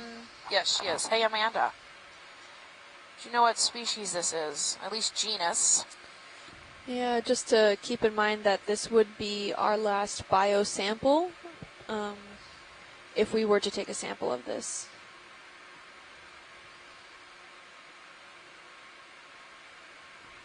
Could trim off a bit and bring in the suction sampler too. How many canisters do we have? All 5? So, yeah, so all the canisters are open. Yes, it's we're not really getting port side's full, a lot of feedback. inner. So we'll maybe if we come across it in the future later on, and if we get a response from anyone else in the chat room, we'll come back maybe to collect it, or if we see another one that looks like this. Oh, maybe she's back now in the chat room. Could help us be a little more definitive on if it's a sample worthy or not.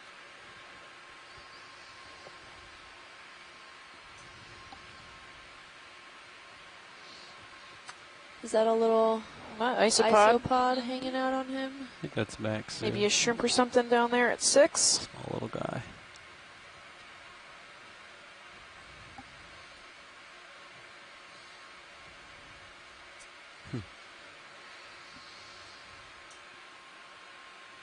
She says collect if you can for confirmation.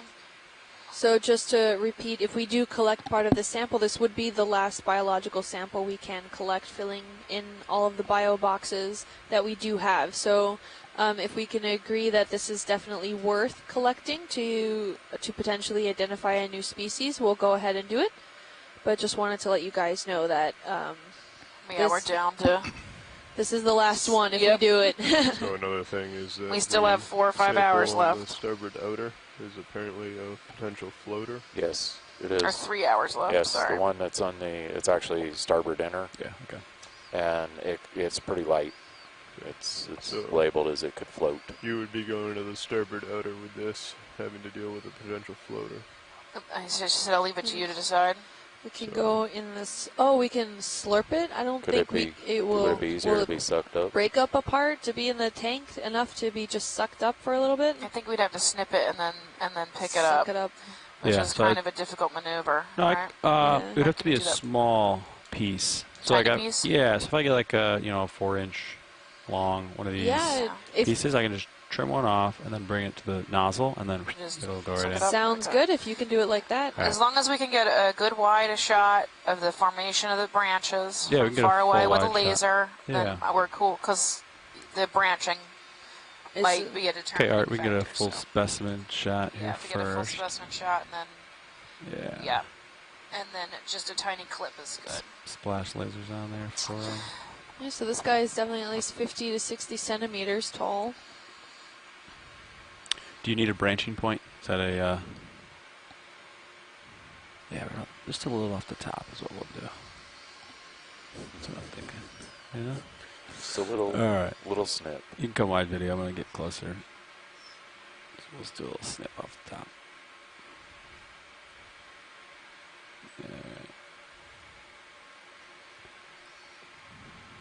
Get Mini Zeus on the right monitor, please.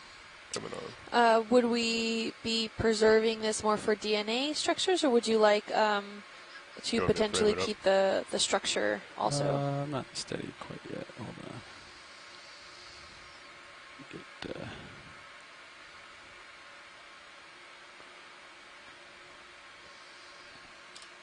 let's try that.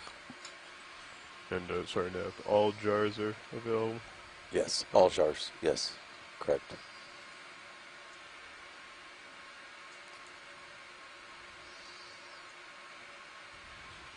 Okay.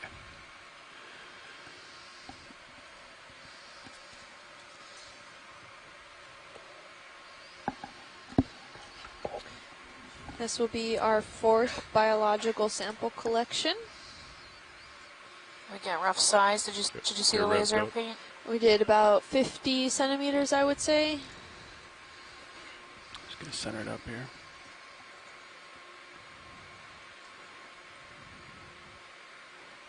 Okay, I think you said hydraulic strip, right? Yeah, hydraulic strip. Suction sampler is ready when you are. So you're going to snip it, bring it close, and then slowly open as I suck in? Yeah. And then I'll have you partially draw out so I can see the end effector. Sounds good.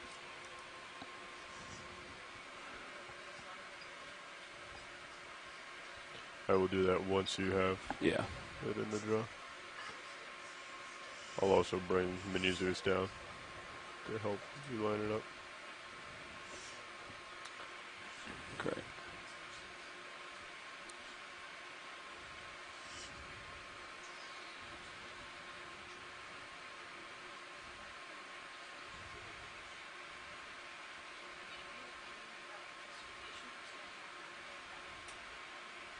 Could zoom in on Mini Zeus and Zeus, actually. Yeah, both of them. You got like a visitor there on the oh yeah. side. I thought he was hanging out on the back. Veloster? Looked like, yeah, it looked like pinchers. Yeah, zoom in on that. Yeah. Messing with his house. Yeah. He's not probably thrilled about this. See if I can get him to that. Under this one.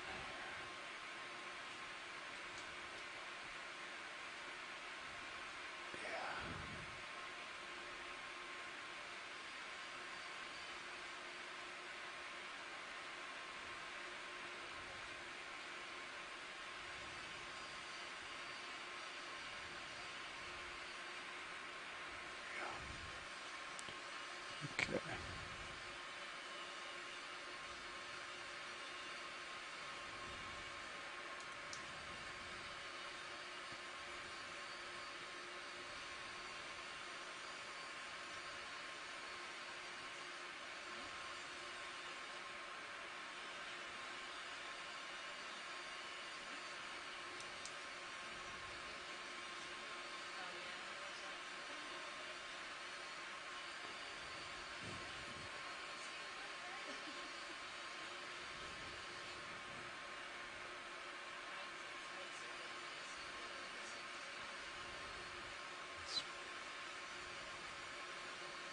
Go get it.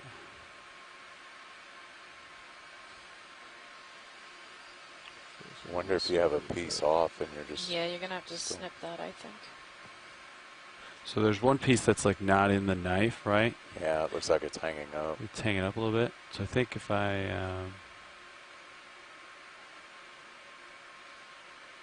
Looks like it just broke free. No, Maybe. Still got it. So you can see the entire branching system move with me. I just don't want to pull the entire thing off the rock, you know what I mean? Yeah. What if you opened a little bit? Then you'd lose it all? it's possible. So you still have that tie gun in there.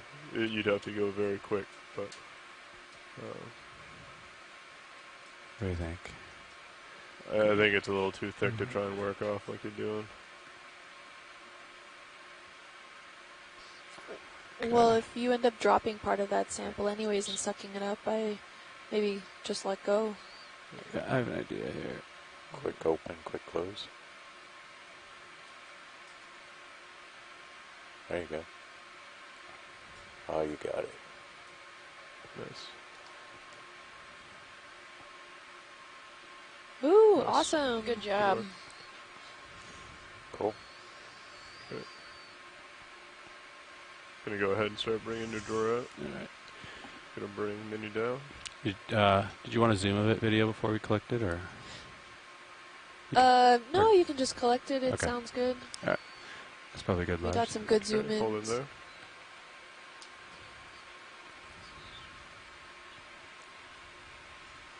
Okay, let me know when you want suction.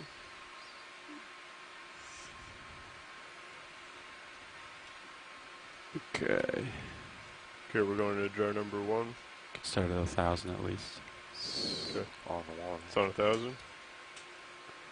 All right, here we Gonna go. increase as you let go. Okay, I see it starting to pull. Okay, you gotta slow down a little. And it's Okay, in the jar. and it's off. There's 2 pieces we in got a it. fish Came that's- into the jar. Look at the fish hanging out with us. Oh. Yeah, looks like... Got it. Okay. Gonna go ahead and stow your drawer.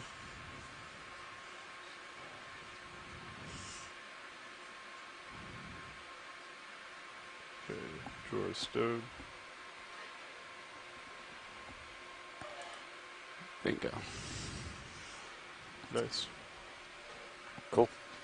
Sometimes you can Way twist to it, go. Yeah, but sometimes the structure is like... it's real tough. Yeah, it's tough. Yeah. Good job, guys. It's Good flexible. collection. That's why I was wondering. Yeah, You were up that's there. just It just in Yeah. the... Yeah, you know, so it wasn't part in the knife. Yeah, exactly. Yeah. Yeah. And if you could just release quick. The tie gun's a little sticky. So Yeah. So that's nice. But you Okay, got I'm it. gonna go ahead and switch back monitors. All right. Coming off here.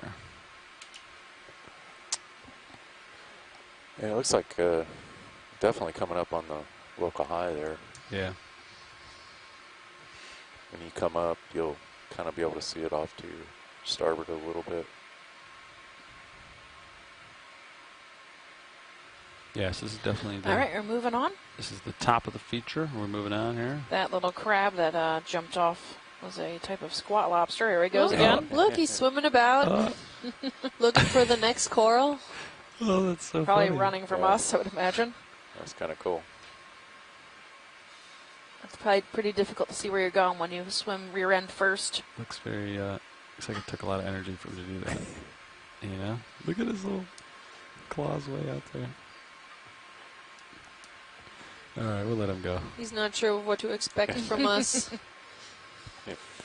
Yeah, when you brought the arm out, you were sticking his up. Yeah. It's like, mine's bigger. No, you win.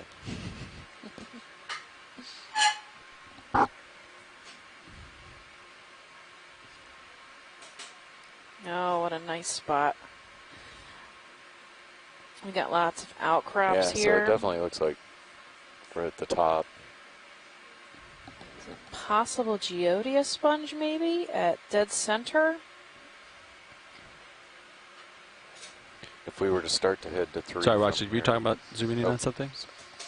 No, it's okay. No, You can keep going. Oh, we're just getting full live structures here of all of these coral specimens. This looks amazing. And something floating by really quick on the left-hand side of the screen. Really Super A translucent. jellyfish. Yeah. You can snap it if you want. It's a translucent jelly. It's hard to see. Yep. What is that? I get some light on it. Hold on. A tenophore Ooh. maybe? A It's jelly. A Oh, sweet. cool. I can chase it if Looks you'd like. pretty cool. Keep an eye on me, co-pilot. Yeah, you're good. Look how amazing he is. I would bet money that he glows.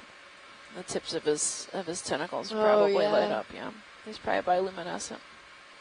Really cool looking. All right, All right, buddy. we'll let him go. Looks like he's falling down Woo. the ground. Looks like we won't really see him anymore. Yeah.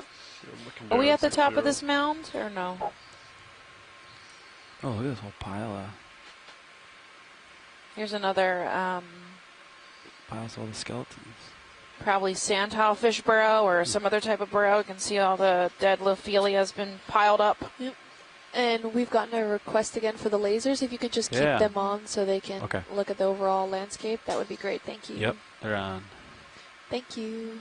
And there is some large piles of coral rubble in this area still, so we do know that there once was at least a lot of stony corals in this area. Now we're seeing predominantly a lot of octocorals and black corals, which do sometimes produce skeletons, not all the time, but definitely not usually as robust as the rubble we're seeing around here. So at some point we do know that there were scleractinian corals in this area that probably were taking up the majority of the substrate.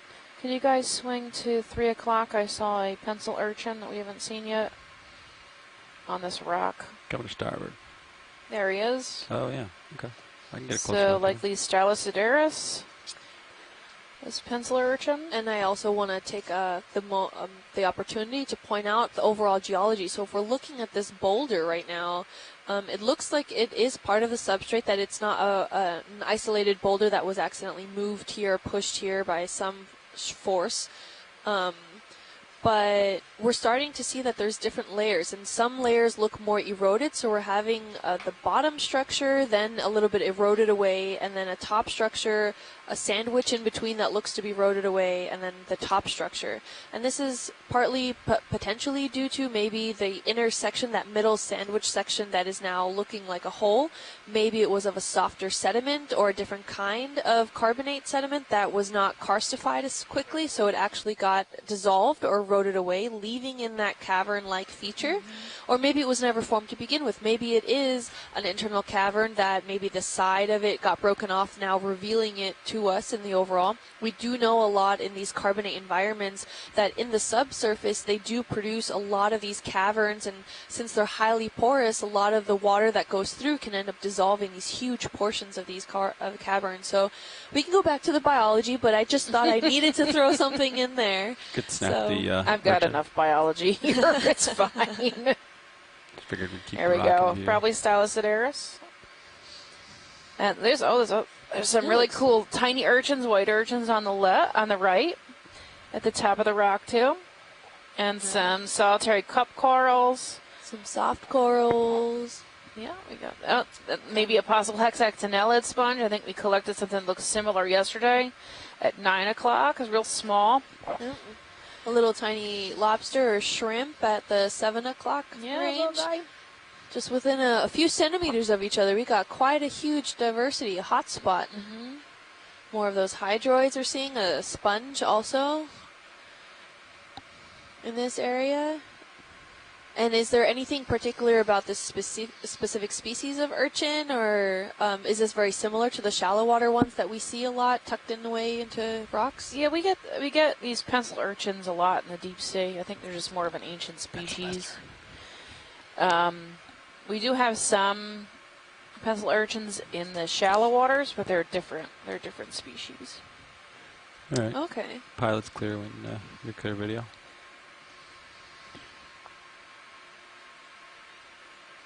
Okay. Taking off here.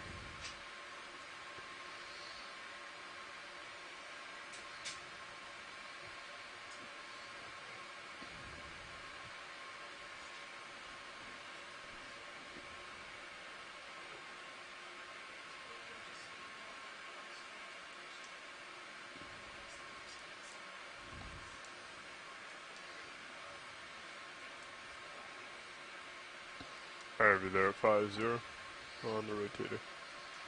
Copy. Feeling stationary? I think I see another Geodia sponge at 3 o'clock. Yeah, we're stopped. Okay. Yes. Getting a dial tone. Yeah, Zero should be very stable too. We're getting the dial tone over the loud audio here.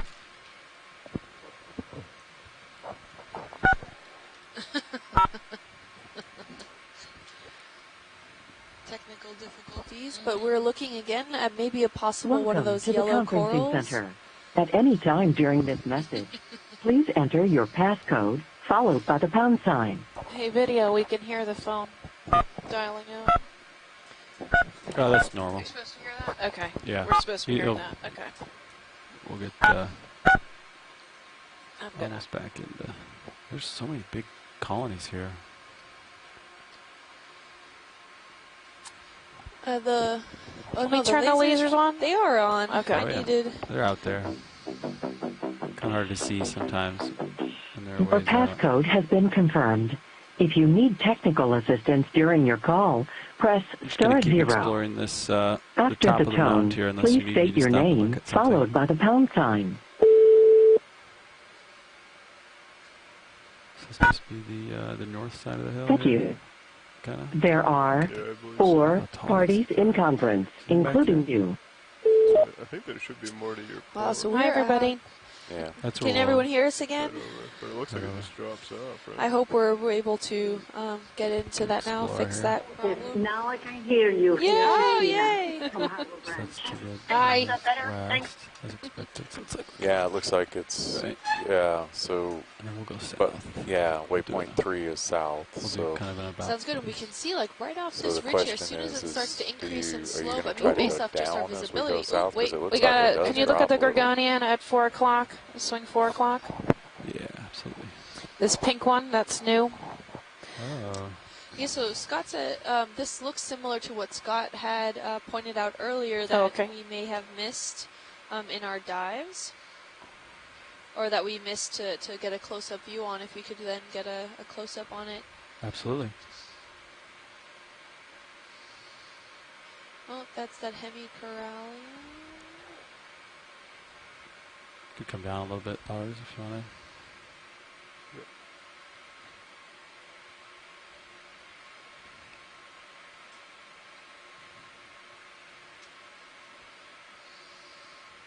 Maybe that primnoid paracalyptrophora.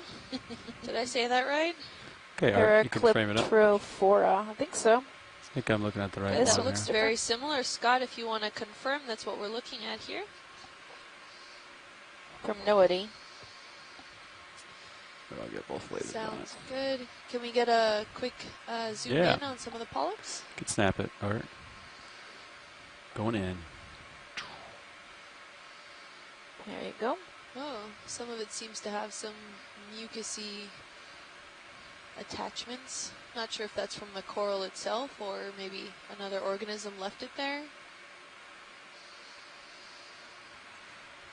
The polyps itself look very translucent. The tissue looks quite pink, but if you look at the tentacles, you can really barely see them. They're so small. Is this a close-up? Is this close enough, or would you like me to? If it's possible, if we can get even closer. Yeah. Okay, I can try. You can come out video, and I'll just get up right up in there. There's a lot of live subjects for me to try to dodge here.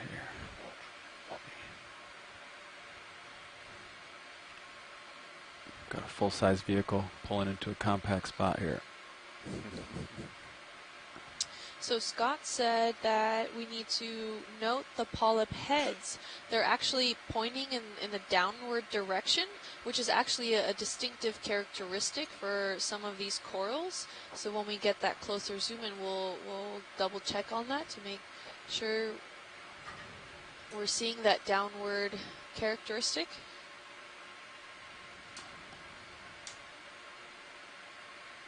Okay. He said to look at the number of polyps that come from that same place, which is known as the whorl. Also is a defining characteristic of it, and he was saying that maybe there's 2 to 3 at each whorl site. I think there's more. Let's get closer. Second. Gotta settle out. Toe slipped a little bit there. Slippery rock. We have a nice gold coral in the back. This is a beautiful beautiful little niche right here. We have so much diversity.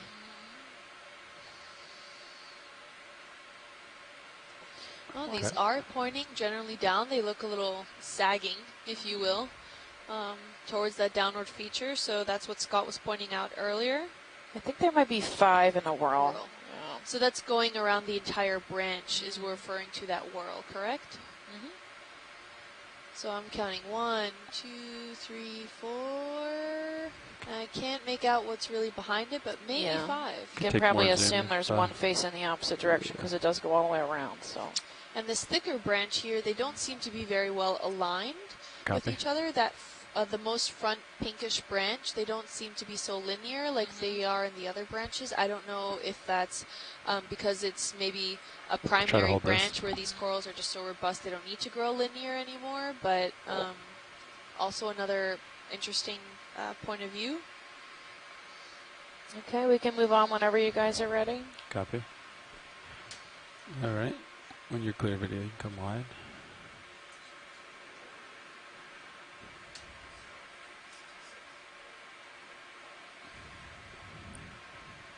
Do you want any other shots, Art? Okay. Yeah. All right, taking off here.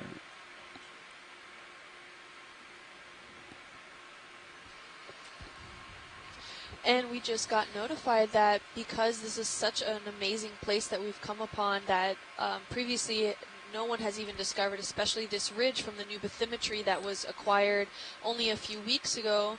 We've been able now to extend the dive by 2 hours. So now our off-bottom time will be at 6 p.m. local.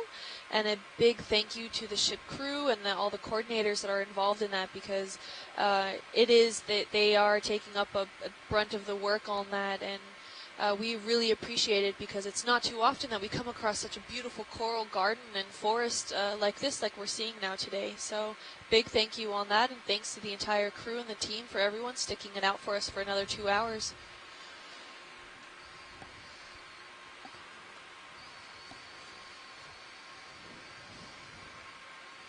Okay, so watch this. We're at the top of the hill.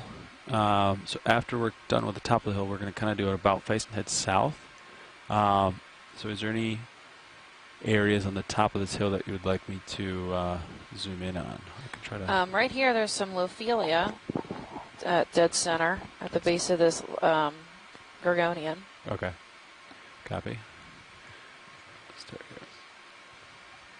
And then what's that also stonier structure that's sitting on top of it on the Leopathes? If we want to get a zoom in on that too, I'm not entirely familiar with that one. With the pink? Yeah. Yeah, we can look close. It might be dying or dead or some other species. Who knows from this far away, right? I see some little fish hanging out underneath the Leopathes. And I thought I saw a black shrimp swim by earlier. Oh, but nice. I couldn't quite make it out. Okay. I'll hold this for a second, Art. Okay, what would you like me to zoom in on first? I heard a couple. So down at the base, there's some Lophelia. I just want to see if it's a living. Okay. And then right underneath it, there's a bulbous round sponge. If we can then also get a close-up on that afterwards, there's a request for that. Copy. Coming on the white I think structure. that round sponge is probably Geodia. Yeah, it looks like most of this is dead already. So we've got a strawberry coral living on it, and some anemones, some yellow gorgonians. And a cup coral looks like also that purplish feature. And then some of that, is that a platy sponge in the background with the fringes? Yeah, I think that's a hexactinellid glass sponge. So if you pan down a little bit. Yeah, to the geode. There you go, to the Geodia, which is this round ball sponge. Do you want more lights, Art? We got the fog lights we can kick on. Copy. Right next Coming to the on, shrimp. 3, 2, now. So what is that center Like, column, pore column used for? That So that's usually the X current. So the sponges will, they have the tiny little holes that are around the outside, or smaller holes around the outside that they bring water in. Yeah, or if you ever want us to try the lights or turn them off, just let us know. Large hole at the top. Yeah, your is that discretion. for feeding purposes that they draw in the water and then Right. try to filter out? Exactly, they're filter feeders. So I'm sure Chris can give you a much more detailed explanation into it and how important they are on the reef.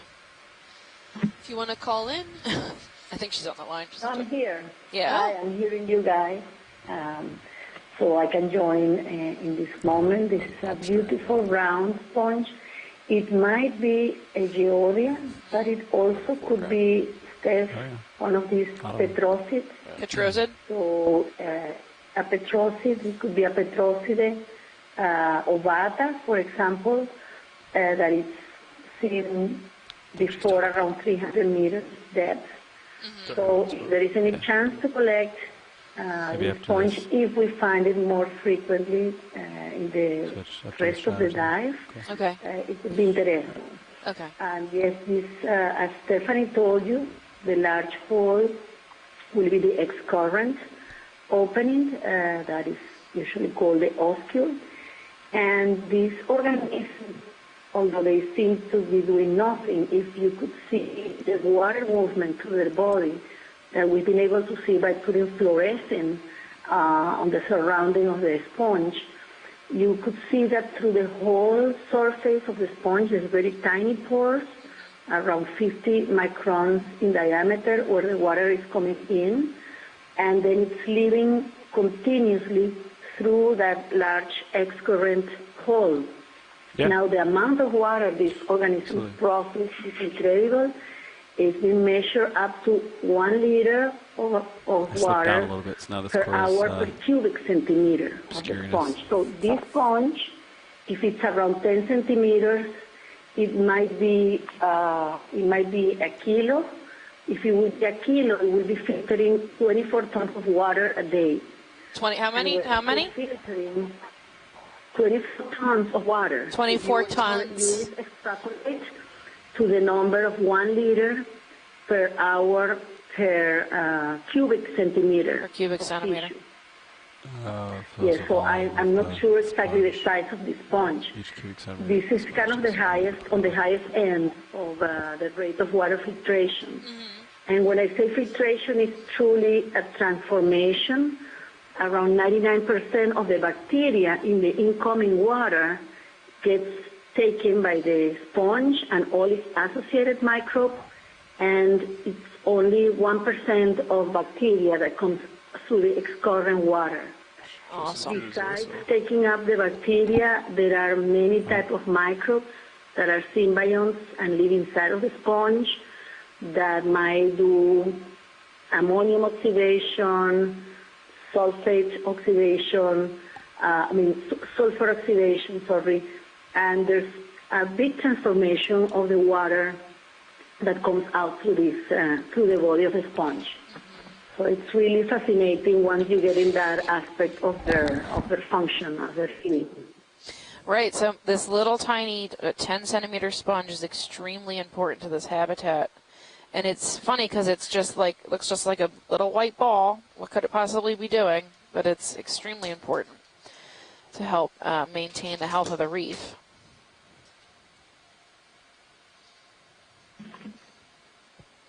Oh, thank you for that. Yes, hopefully we'll be talking more about this during the cruise. I will let you know other interesting aspects. Yeah, chime in whenever you want. Like I said, if you look, Absolutely. Petrosia ovata looks a lot like this sponge. Okay. I will write it, but we need to check because we know how there's several sponges that look exactly alike and they might belong to different orders of sponges. Great, thank you. We can move on, guys. Are you ready? You ladies. Thank you, Chris. Copy that. Pilot's set when video is set.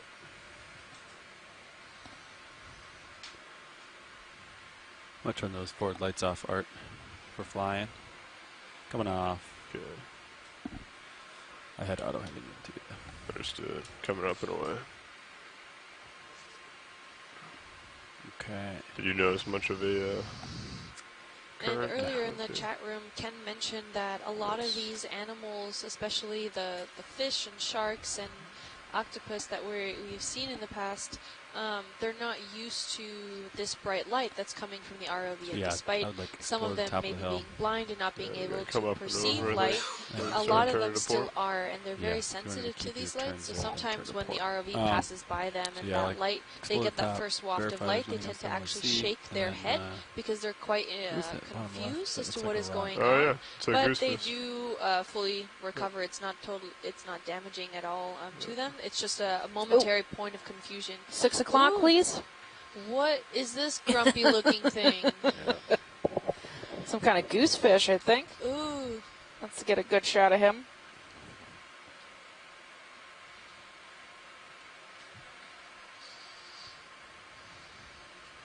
This guy looks really cool.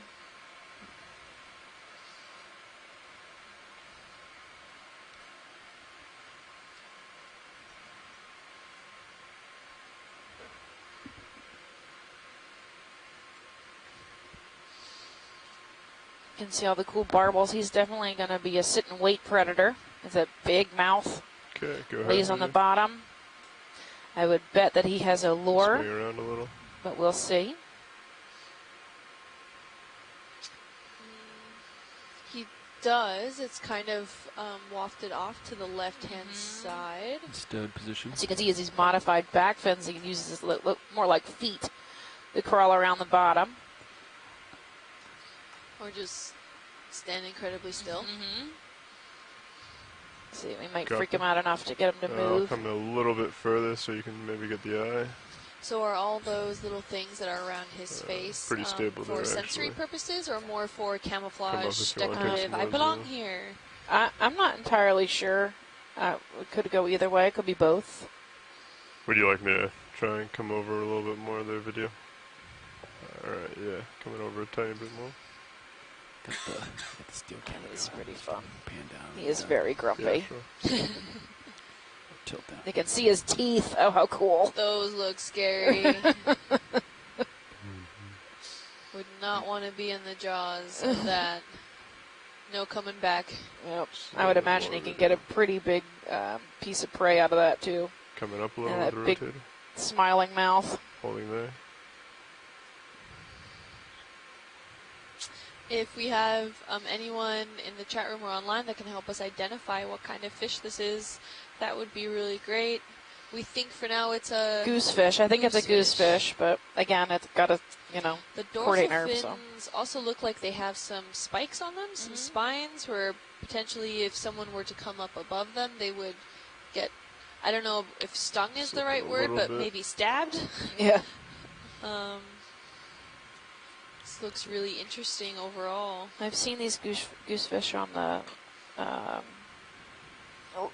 Lophites. It's an angler. Could probably sit up. Right, so it has this. When they drift say it's an away a angler bit. fish, that means it has a Should lure get on its between its eyes that usually uses to sit and wait predator, and actually acts like a little fishing lure to attract little fish. Like Finding Nemo taught us. And it's from the genus Lophoides. Thanks, Ken. And he says that there are 3 similar species closely associated with Lophelia habitats, so good to know. And actually, to answer my question from earlier about those fringes around his jawline, they're actually meant as camouflage to help him associate better with the overall substrate. So as we can see all around these corals, there's a lot of that fuzzy tree material that Chuck had mentioned earlier, which are a lot of these forams and hydroids and zoanthids. And it looks like he's developed these overall fringes on the sides to help say that again. camouflage himself to be part of it. Video. So thank you a lot, Ken, for that input.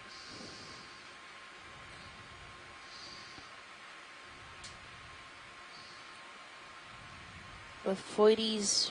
I didn't hear when you said video. Maybe. The science was very low. We're good here if you want to move on anytime. Sure. Video, how do you feel? Is there any other shots you want to get of this? And he has really blue, crystal, greenish eyes. I wonder if that's something to better see in the dark lights, or if he's actually capable of seeing really at all. Maybe some of the bioluminescence, quick to pick up. I don't know if any of his internal color structure of his eyes has anything to do with that, but they're quite distinctive. A lot of the times, I know it happens in sharks. The back of the eye is reflective, and it's called tapetum lucidum. You can actually see it in cats, too. And what that does is, as light comes into the eye, it's actually reflected twice. So they get more more bright light than, we could see. Right, so it increases the light that it reaches the back of the eye. Really interesting. And to be noted, he has not moved a single centimeter while we've been discussing all of this. So he is in serious stealth mode at the or he moment. thinks he is, at least. We can see you, buddy. A little bit more. And Ken also wanted to add in that with this angler, because we're looking at the little fishing pole, the lure that he uses is folded backwards. Cool. They usually are lightning fast when they want to strike, and they're noted to be one of the fastest among vertebrates of how fast they can actually move. So if we were able to see it being able to catch its prey, we probably, if we blinked, we'd miss it. So definitely a very, very interesting find during this dive. Looks like more of this corallium, possibly, this white one. You tell me. I don't remember. I don't know. I just work here, right? That's Liopathes, the orange one. That's another black coral. Could look similar to something Scott mentioned earlier about Corallidae hemicorallium in white. Maybe. Not sure on the identification there. Yeah. There's another bamboo coral on the upper left. Excuse me. I guess we can recap where we are, since it's been quite some time. This is dive 2 of this cruise. We are on the Million Mounds East location. We are actually in the furthest east feature that we found on the multi-beam within the habitat area of particular concern, or what they call a HAPSI. This is a protected area established by the South Atlantic Fisheries Management Council in 2010. We had our deepest depth for this dive was about 830 meters, and we should be about at our shallowest point, or near our shallowest point, at the top of this ridge at 750, but it might get, 750 meters. I think the highest slope in the multi-beam was about 30, but I'm pretty sure when we ground truthed that we were closer to about 45 or 50 degrees on the slope coming up this feature. There is a large scour mark to the east of it, so likely the current's coming either from the south or from the west. And as we got closer to the top, we had an increase in gorgonians and life in general. So we, by the graciousness of our ship's crew, have extended this dive until 6 p.m. Because of that. Because also this entire mound is entirely covered in Lophelia rubble, with very little living Lophelia on it. So that's about a sum up of the recap. We are a couple hours in. We've collected 4 specimens so far, most for DNA. 1 possible new species of Oceanapia. We will find out when it gets studied. Alright, science, as you may be able to see, it looks like we've hit the top of this local high. What all your tether? I think you hit it right on the money, Steph. And as she was saying earlier, as we've been progressing up the ridge of this mound feature upslope, we're starting to get more and more dense framework systems, and we were just in a patch where you could not look a few centimeters without seeing some form, shape, or form of coral in the area, as well as some associated biology along with it. And you can see that off in the distance. There were some fairly large frameworks of coral systems there. Maybe not frameworks is the wrong word, because that's usually associated with scleractinian, but quite large corals overall in this region, and that's really what we expected. Maybe not expected to see, but is generally characteristic of a top of a mound, especially when there's good current quality, good temperatures, salinities, and dissolved oxygen, which are all a lot of the basic requirements for these coral features to even be present. Don't go there. We start Can you turn to 9 o'clock, 8 o'clock? There's a ball on a stick. Ball on a stick. Spongy looking material. Possibly Hylanema. Lower. Yeah. I know, I see what it is. Now, yeah. Interesting. Let's get a move underway. Yeah, I was going to say. Let's get them. You want to give me due north, 20 meters. 20 meters due north? I'll get you there, Lars. That's good.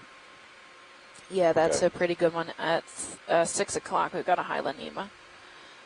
And just 20 meters? Yeah. Yeah, right there, almost off screen. Bridge nav. And Ken Sulak also chimed in again. Yeah, we'll see about getting when a we were move in. discussing those Distance 20 meters, blue-green eyes of bearing the a 000 goosefish that we had seen at a speed earlier, of decimal 2 knots. he says that's an indication of the typical blue bioluminescence produced in most of the midwater fishes. Roger that. Like Steph said, is reflected off the back, and it overall. I'm not sure what defeating ventral camo bioluminescence really means, but it enables the fish to see a lot of that red or yellow light that comes through from certain organs that are seen in other midwater fish. So it's a way for it to actually, it's evolved in a way that it can actually see a lot of those red and orange yellow organs inside what would be an otherwise clear fish. So just. Can you guys sit here for a minute? Is that okay? Yeah.